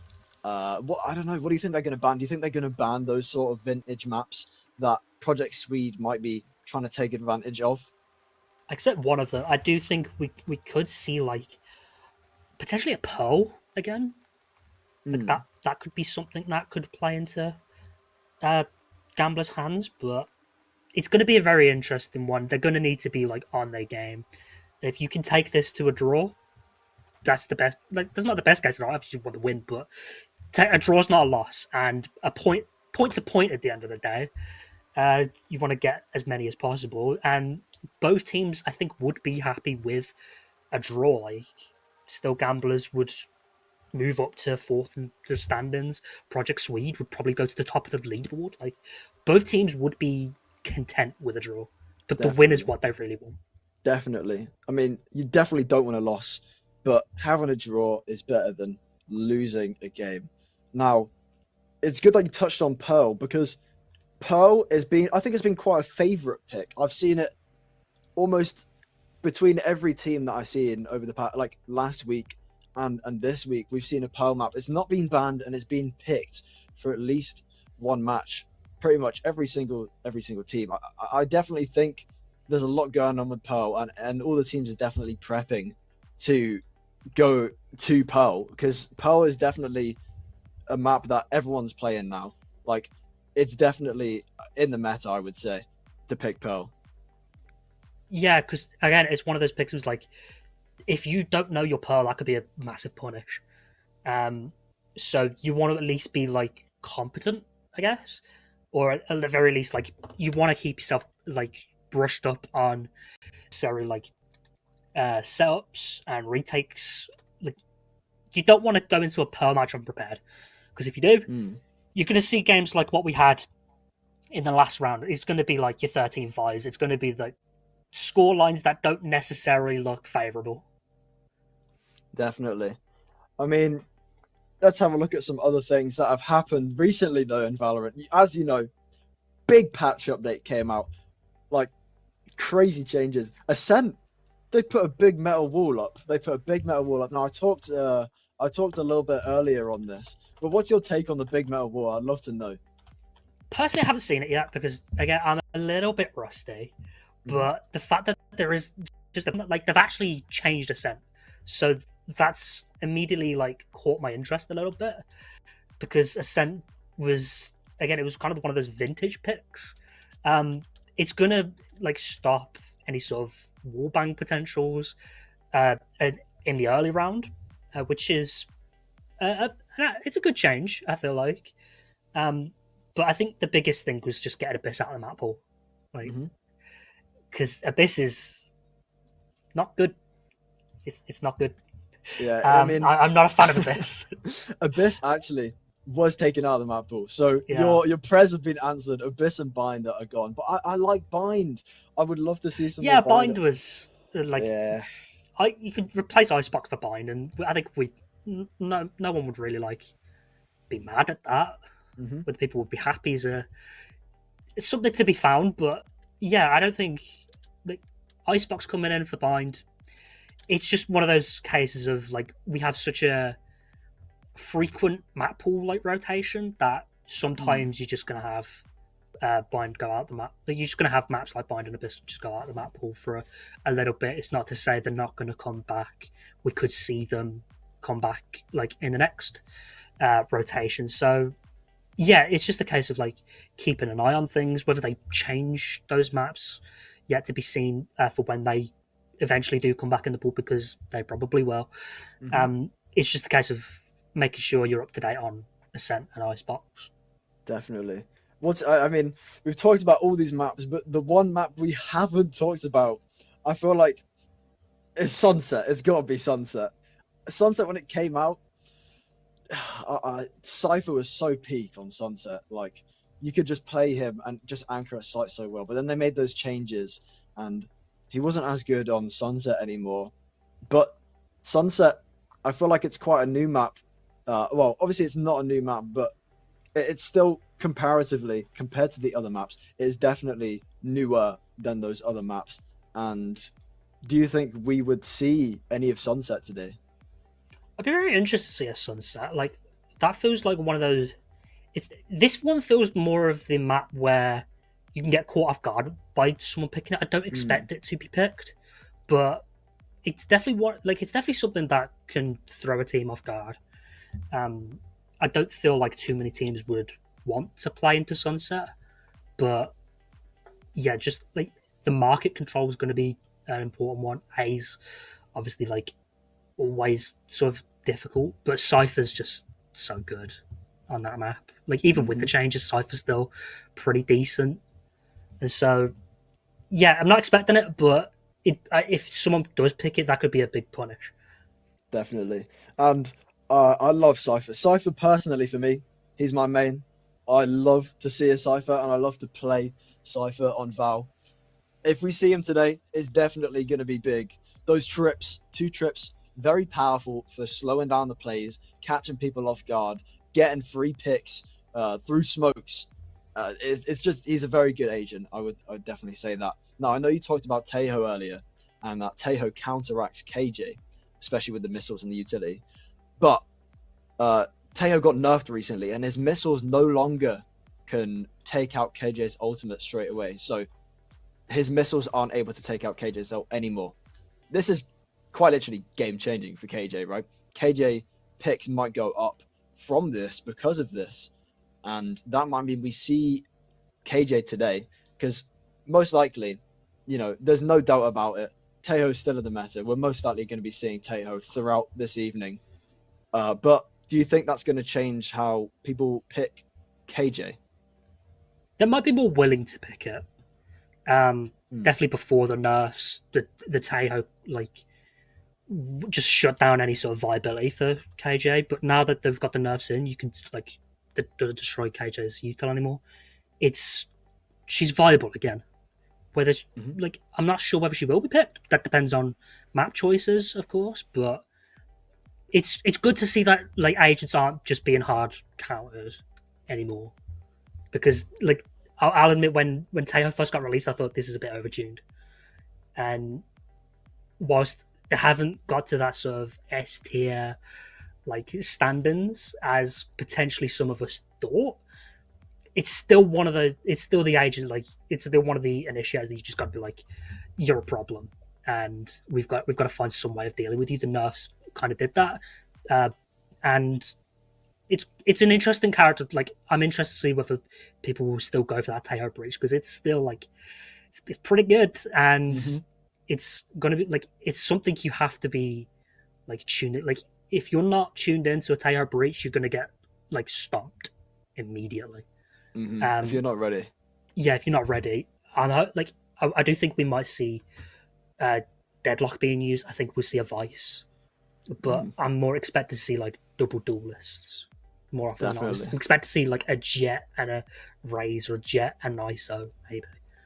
I love Raze with that initiator composition right there.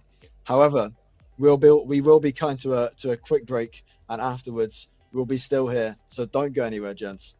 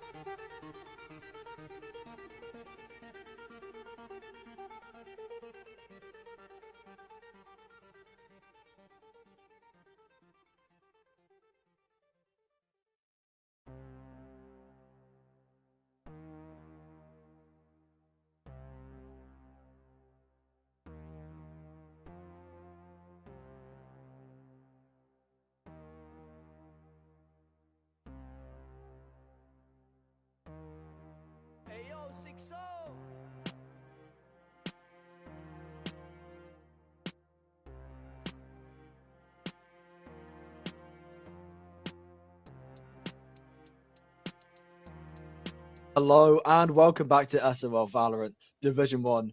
You're back with Icky Dragonfly and Motorsonic, your two casters for this game. Now, during the break, Project Swede and Still Gamblers missed out on the first match, which means Project Swede does get the auto win, and Still Gamblers did not manage to get their fifth in time. However, they do have their fifth for game 2, and we will be going to see for the second map Lotus picked by Project Swede, with Still Gamblers starting on the attacker side. Now, because Project Swede has got the auto win on the first map, this means Still Gamblers is going to be fighting to call it a tie on the second map. And if they don't win, that means Project Swede is going to win as a whole. It's going to be an impressive Now, one if they can come back and get a tie, because I don't think they'll be as prepared as Project Swedes now. Definitely favouring Project Swede as we are going to Lotus. I'll take my round of applause for that one. But You definitely called it. yeah, so I'd favour Project Swede a lot. They've got the preparation time in. I imagine they've been like in the training mode, just shooting some heads and getting ready for the game, going over some strats, and just I think they're going to be a lot more prepared than Still Gamblers are. It's unfortunate that we had to see a default for the first map, because I think Pearl could have been a very interesting game. But yeah, Lotus, I do think this is going to be a 2-0 Project Swede. They're going to go top of the leaderboard, and unfortunately, like, there's not much else you can really do. Like, it's just it's going to be a tough pill to swallow for Still Gamblers, and it's just going to be a case of, like, for the next game, just be a lot more ready and prepared. Just get prepared for the next upcoming games, really. Just try and make this one competitive.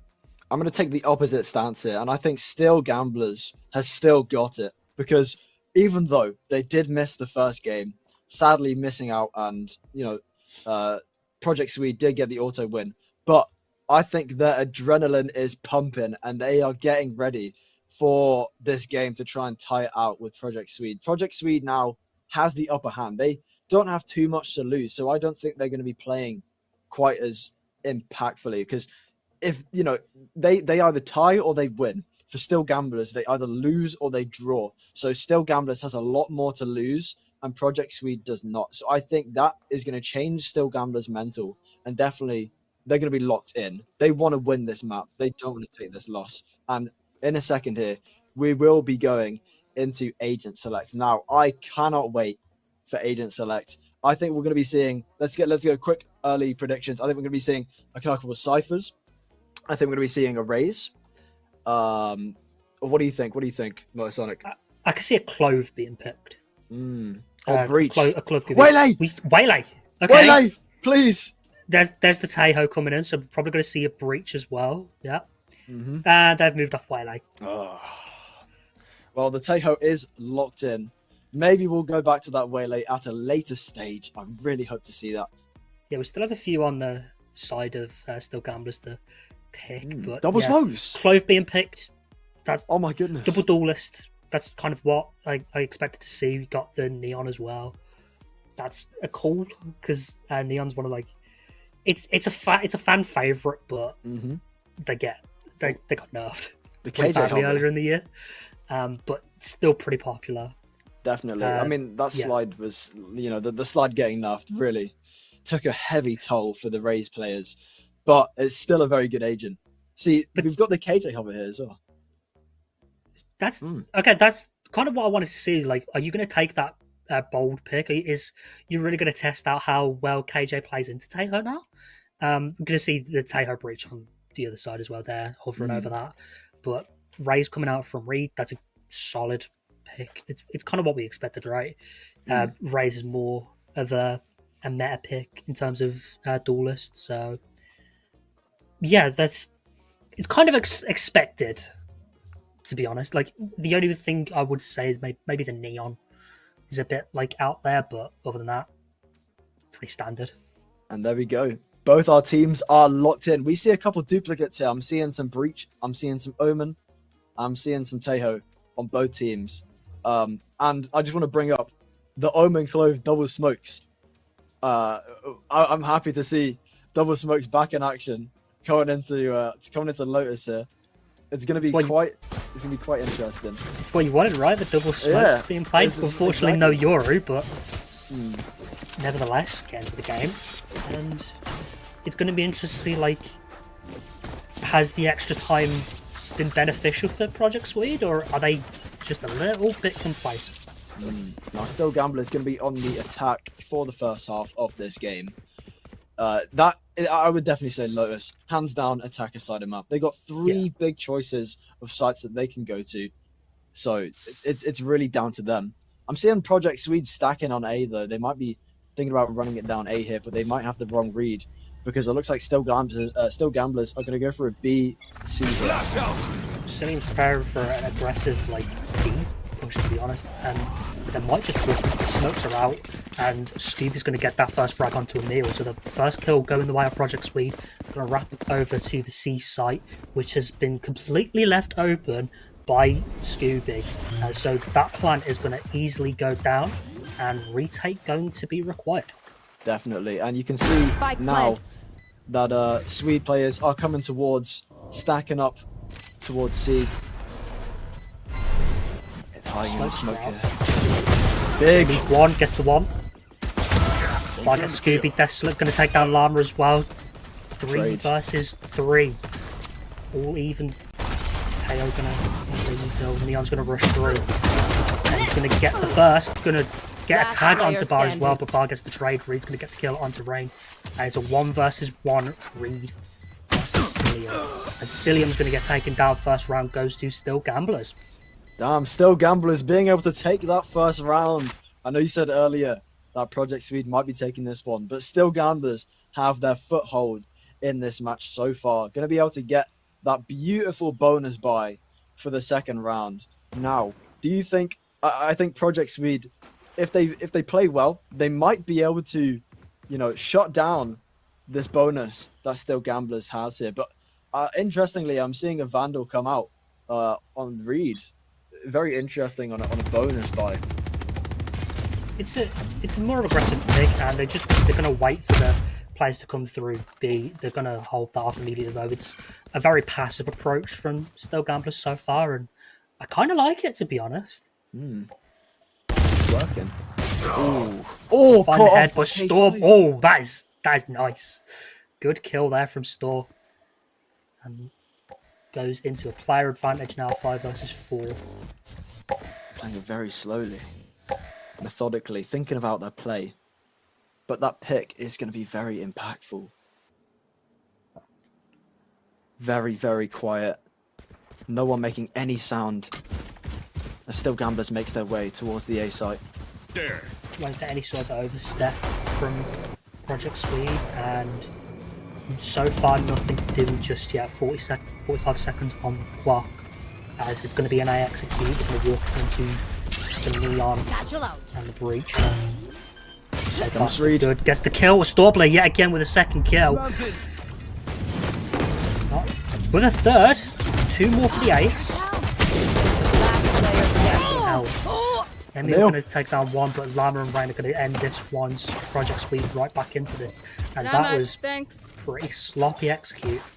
The bonus buy shut down by Project Swede. That is a big win. It's going to put...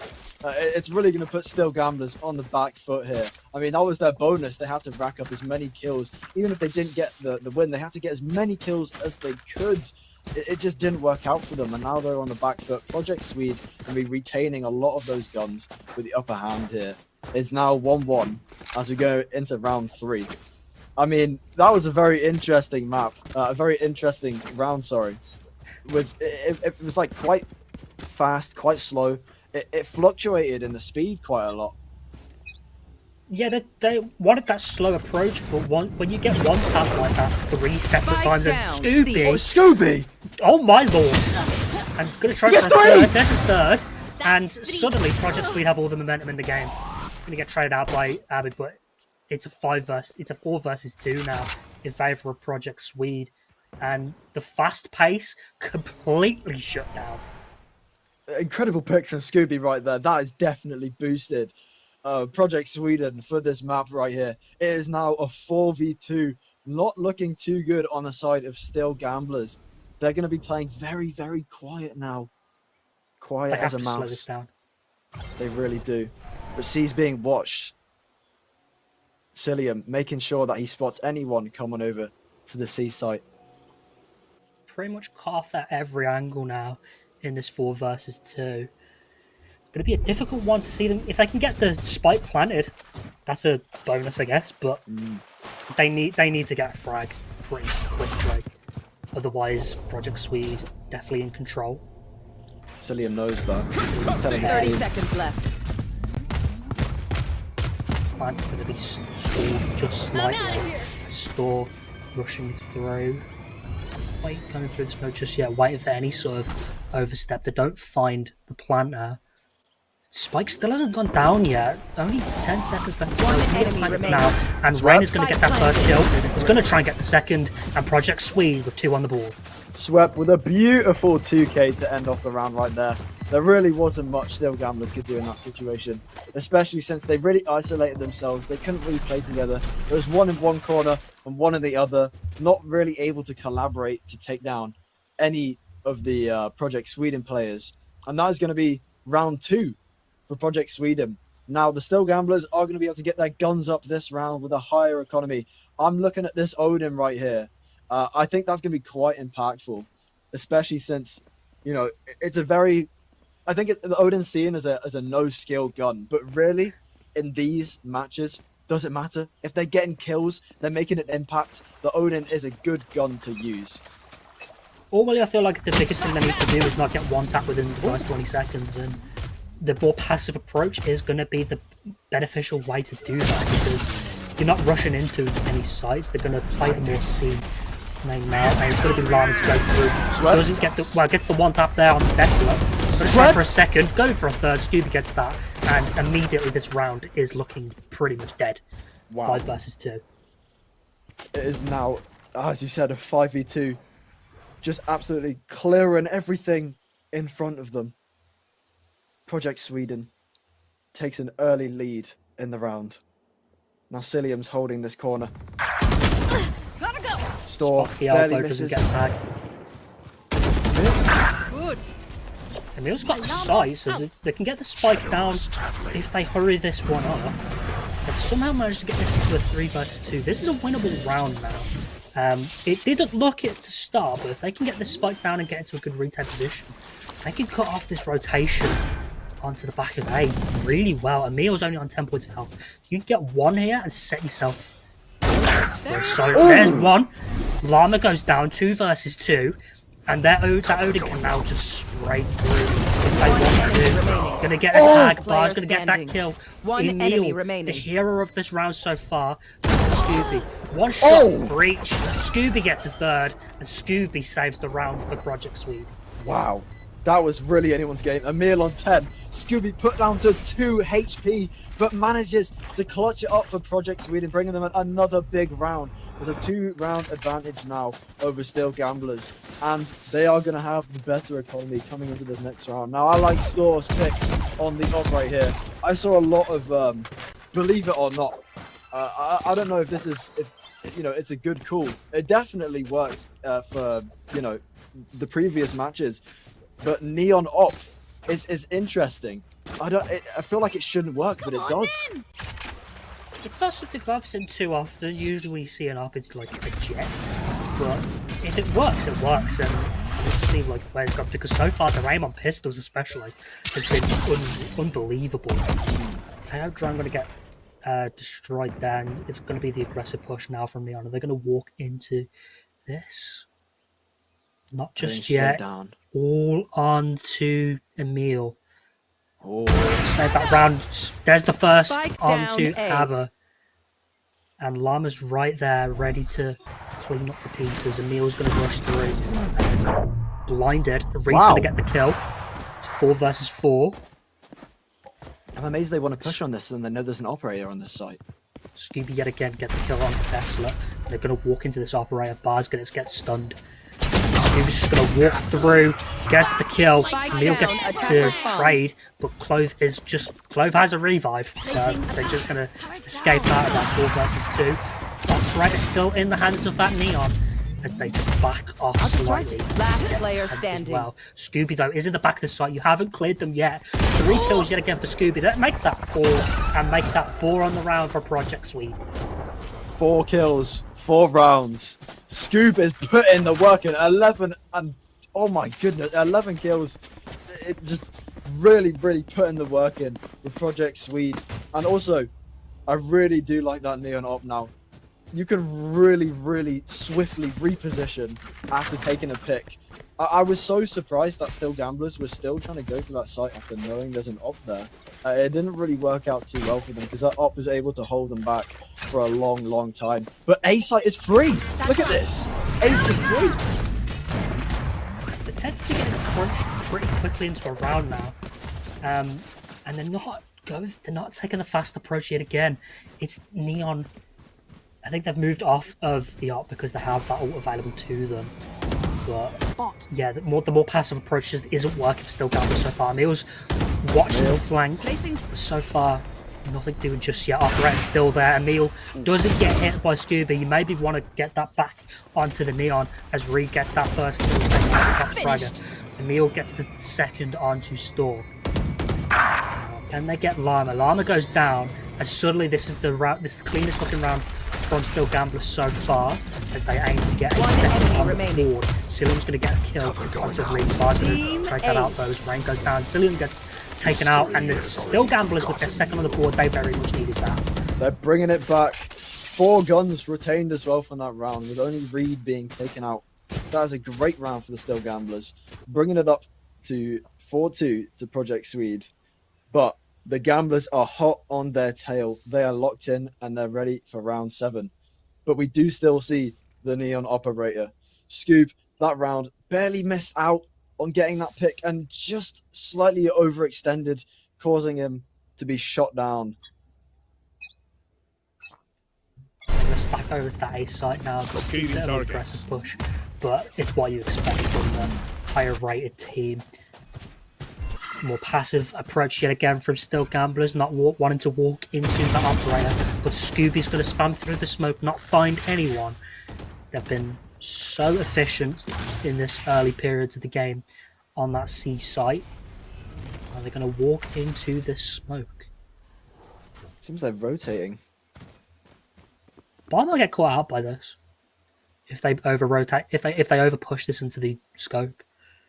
Exactly. We could You see don't one wanna- going down. You could see more than one if they overlap. Look how patient they are. You don't have to trade. It'll only be one. You'd have to get one and just run away.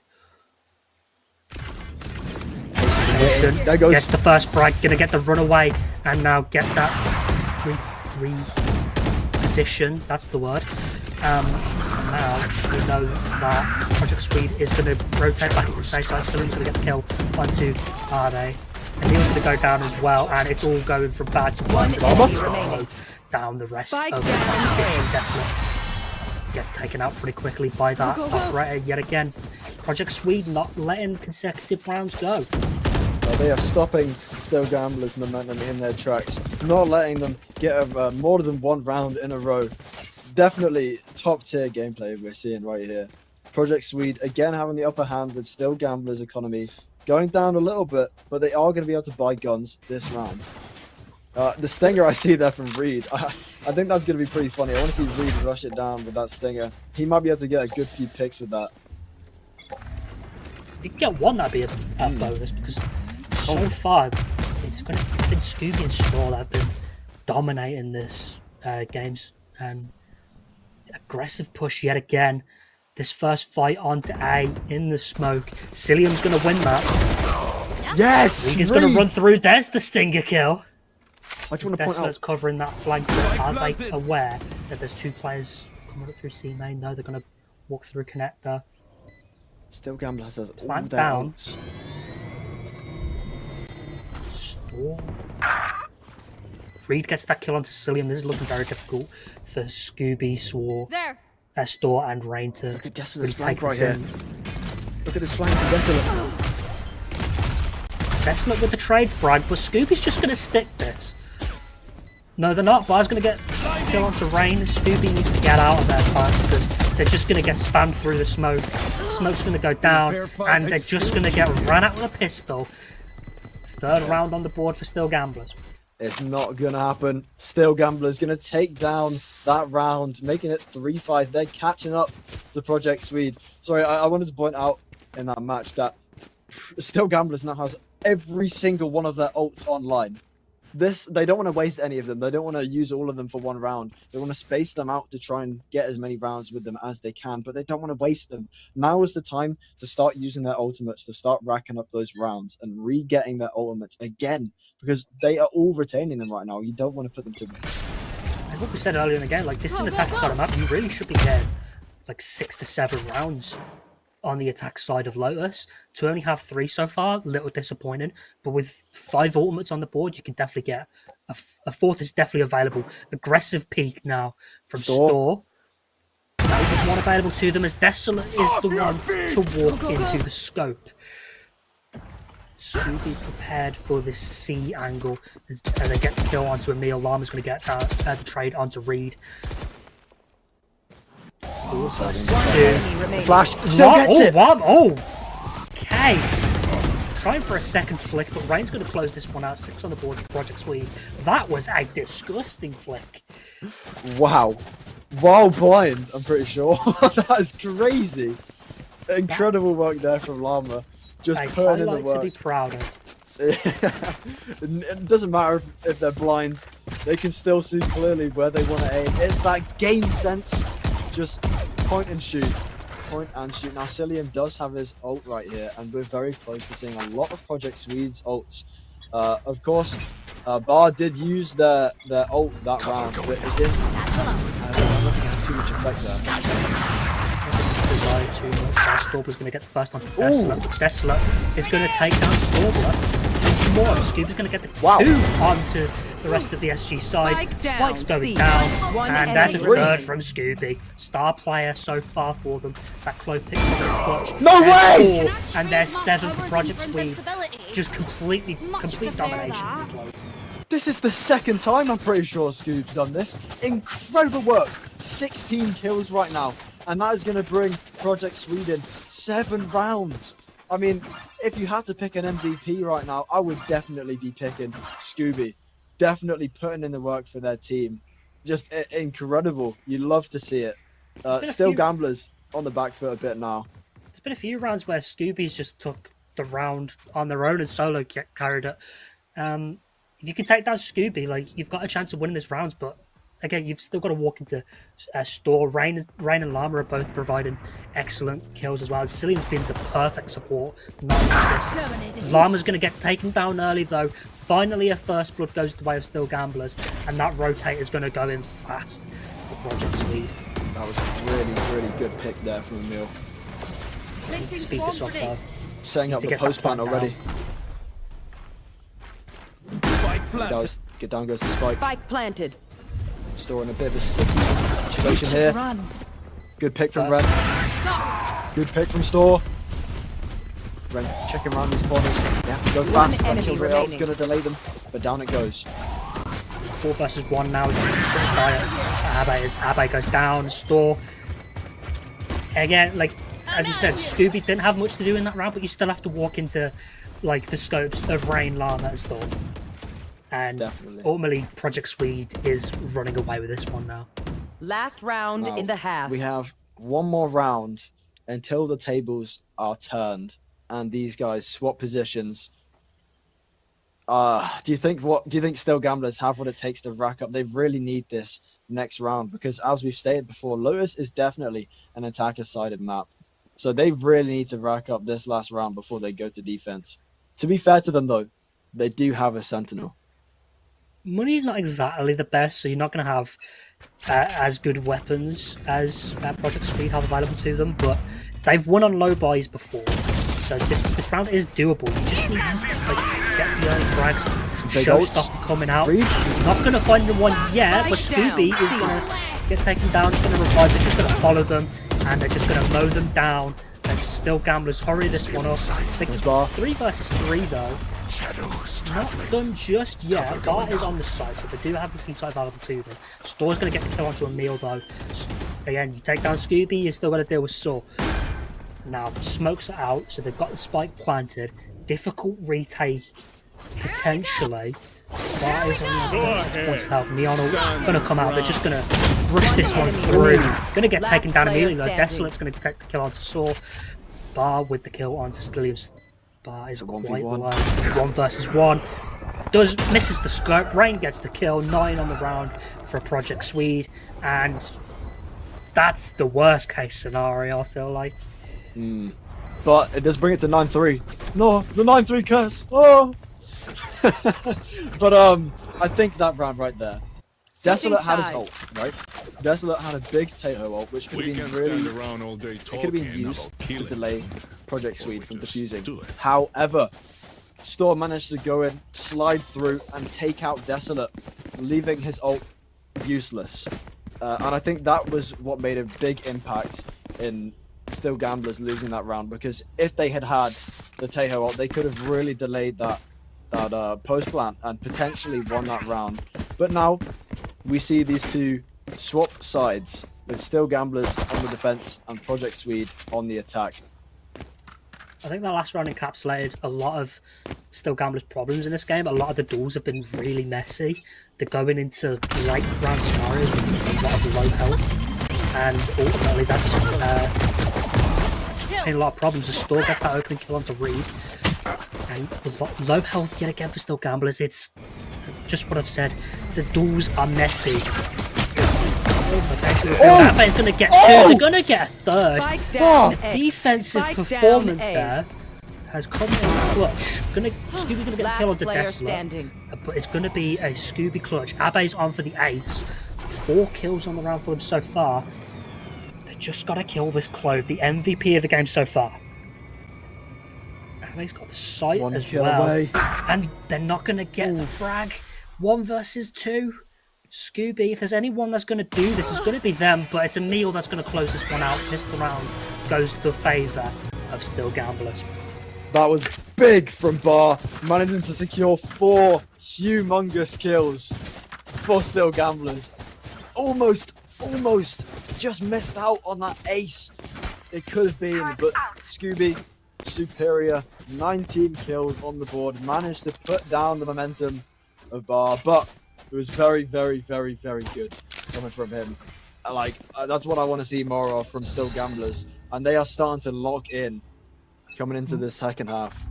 Much needed 4K from them to just get them back into this game. They were a little bit quiet in that first half, but this was on the board for them. Stormbler's going to get that first kill, going to get immediately traded out. Islama's going to get a kill. Cillium's going to trade this one. Bar though with 2 more, and it's a 2 versus 2. Still Gamblers stopping that plant from going down. They have the spike standing. immediately to them, but Scooby, yet again, there's number 20 on the board for them. And now they have plant site pretty much to themselves. Spike is going to be planted, and if I'm Bar, I may be thinking we cut this one out. We maybe not even go for this. Try and save a better weapon. Perhaps you only have an S&G to your name, and you're just going to walk into the scope of Scooby. Headshots coming out, 21 on the board for them, and I'm kidding. I'm again, terrible with money. it's a messy gunfights not go in the favour of Still Gamblers, and ultimately this game's looking dire for them now. That means Project Swede is now 6 rounds ahead of Still Gamblers. I mean, Scooby had that really good game sense. Honestly, almost tracking ECOG coming through from that side of the map instead of, Heaven or anywhere else. Honestly, ECOG could have been anywhere, but Scooby just managed to find him and pick him off. Yeah, Still Gamblers definitely need this one if they stand a chance of getting this, but unfortunately, they are down to pistols. So this might be the most difficult round in the game, potentially. Gonna get stunned, and they're just gonna get ignored. As Storbler, I mean, they don't ignore them for too long because they get the kill onto Emil. Smokes out on the C site though. stop that C main push. And we're just going to shut this round down a little bit, slow this one down, and see where rotate back over to this A site, which is looking a little bit empty. Definitely. One man down. Still Gamblers disadvantaged in this round. But they're holding. This corner right here. Getting ready with the stun. Disadvantage is going to be our going to get taken down immediately. No heroics from them from that first pistol round. No kills there from the pistols. 5 versus 3. This is looking incredibly difficult. You're in a crossfire now. Scooby, yet again. Scooby and Rain, great partnership between them on this T side. And now it's a 5 versus 1. Desolate has next to no chance. They're just going to walk into this. Scooby, aggressive push. Yet again with another kill. Have their ult online. It's 11 on the board for them. This game's looking good. Yep, 2 rounds away if Project Swede wants to take this win. And they are so far up on Still Gamblers right now, with Still Gamblers only having those 4 rounds. Still Gamblers really needs to do something now if they want to stop Project Swede's snowballing, honestly. I can't believe how well Scooby is doing this game. I mean, 23, Store, 17. They're really putting in the work to get Project Swede this win here. Yeah, I won't even say like Still Gamblers had a problem like strategy-wise. Like tactics have been there, but Abe's going to get that first kill onto Store. That's going to be an important frag. He's trying to get the second, but no, Rain is going to shut that one down. Going to get the kill onto Reed, smoke out. Cillian's going to escape, and yeah, they're just going to escape, slow this one down, not overextend. Yeah, as I was saying, like Still Gamblers, they've looked good. The strategies have all been there, but unfortunately, when you've got like players like Scooby and Store just fragging out of their mind, there's no real like answer to it. Definitely. I'm not sure what you could do against that. Cillian, Emil. Who's gonna get it? Bessie. Cillian gets the kill. Yeah, Just barely. That's just the way things have gone for Still Gamblers now. Scooby's going to get the frag 4 versus 2 now. Yeah, that's just the way things have gone in this game. Just 1v1 duels not going, very messy, and they need to just clean up that a bit because that plant is going to go down, and 30 seconds left. Is looking like a series point to Project Swede, unless we see something special coming out of Dessa and Abe. Yep, that spike is now down. Scoop has such a fast reaction time. One enemy remaining. Gonna get the pick. Triggered discipline. Got it. Can you get a second? Gonna go for 2. Nope, gets taken down. But the revive Need that possibly? No. Not gonna happen. Rain holding this. Gets taken down for a 3rd kill from Ab. We needed a miracle. We're not gonna get it. Oh. No. I was nearly about to say we're gonna get the ace. They needed the ace to win that round, but unfortunately, it's not to be. Match and series point now for Project Swede. There's not a lot to really be favourable for the Still Gamblers defense. No, 1 round away. If Project Swede wants to win this game right here, it all comes down to this: is Still Gamblers going to be able to put up a defiant defense? Or is Project Swede going to take this round? Dropping smokes. Depends on how they want to push. If you take down Emil fast and like rush through C, this game's over. Flash out from Cillian. That's what's happening. They're going to rush them down. Emil's going to go down. This is exactly what we said. Plant is going to go down, and this has become an almost impossible retake to go for. That's big. That is really big. Desolate is going to get taken down by the Neon ult. This is looking pretty dire. 3rd coming out from the store, so they get traded out by Abe. And this game is over. Win. Project Swede 13-4 with a 2-0 victory. Yeah, that unfortunate, I think, for Still Gamblers. Yeah, that is game. Project Swede racking it up 13-4. You were right. You made the right call. Still Gamblers, they didn't have any bad plays. It's just that, yeah, like you said, Project Swede's players were just so locked in. I mean, Store it just did an incredible job. Just with that operator managing to get a lot of picks. Honestly, props to Still Gamblers. They really did good. Commiserations to them. But congratulations to Project Swede. They have won the first match by auto win and the second match by force, meaning they have taken this win today. Yeah. Yeah, They take the win. They go top of the table, putting themselves in a good position to go qualify for the single elim bracket. Still Gamblers, still around mid-table, still not over for them just yet. But Project Swede, they're the ones to beat. I feel like. definitely. I mean, they are so crucial to this competition. They always seem that they're undefeatable to me. I mean, just the coordination, the kills, it was all piecing together. All the pieces of the puzzle were just getting fit, and it just worked like clockwork. They just snapped well. They worked together, and congratulations to them again on this win today. Now, we've seen some great matches today earlier, especially with Lodestar versus CD Tigers, and now we've also seen Project Swede versus Still Gamblers. Honestly, couldn't have asked for anything better apart from maybe that Yoru clone, which I didn't get to see, and Waylay. That's just me personally, however. Every team today played really well. Lodestar, CD Tigers, Project Swede, and Still Gamblers, just everyone did really well. But it does leave Still Gamblers and City Tigers a little bit more time to practice, regroup, start thinking about what they want to change if they want to start winning some more matches. I mean, what do you think that Still Gamblers could do? If you could give them some advice about, working differently together to possibly win the next matchup they have. I think for Still Gamblers, you got to look at this game like there's definitely an asterisk to it because you didn't play the first map, and that first map was your pick. You was going to go to Pearl, which potentially could have I said it in the pre-game. I feel like Pearl was a map that Still Gamblers could have took as that sort of outsider pick, and potentially win there. So, not having the full preparation time, not playing that full game, I think that was their main fault, which sometimes it's unavoidable. But at the end of the day, if you play the best of two, you need to play those matches, and ultimately maybe just clean up some of the fights, because the strategies were definitely there.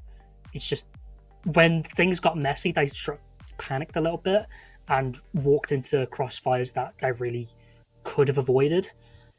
Ultimately, though, there was a lot of things to like about Still Gamblers play. You had multiple 4Ks from Arbe, so there's still that there's a fragging potential there for them. It's just a case of, I think it's a preparation thing. Definitely. And one more time, I just want to say congratulations to the winners today and commiserations to the losers. Everyone played very well. I've been Icky Dragonfly. This has been Motorsonic. And again, this has been SOL Valorant Division 1 and 2. Thank you very much for watching. And also props to the production team. They're doing a great job. And we will see you in the next one. Bye-bye.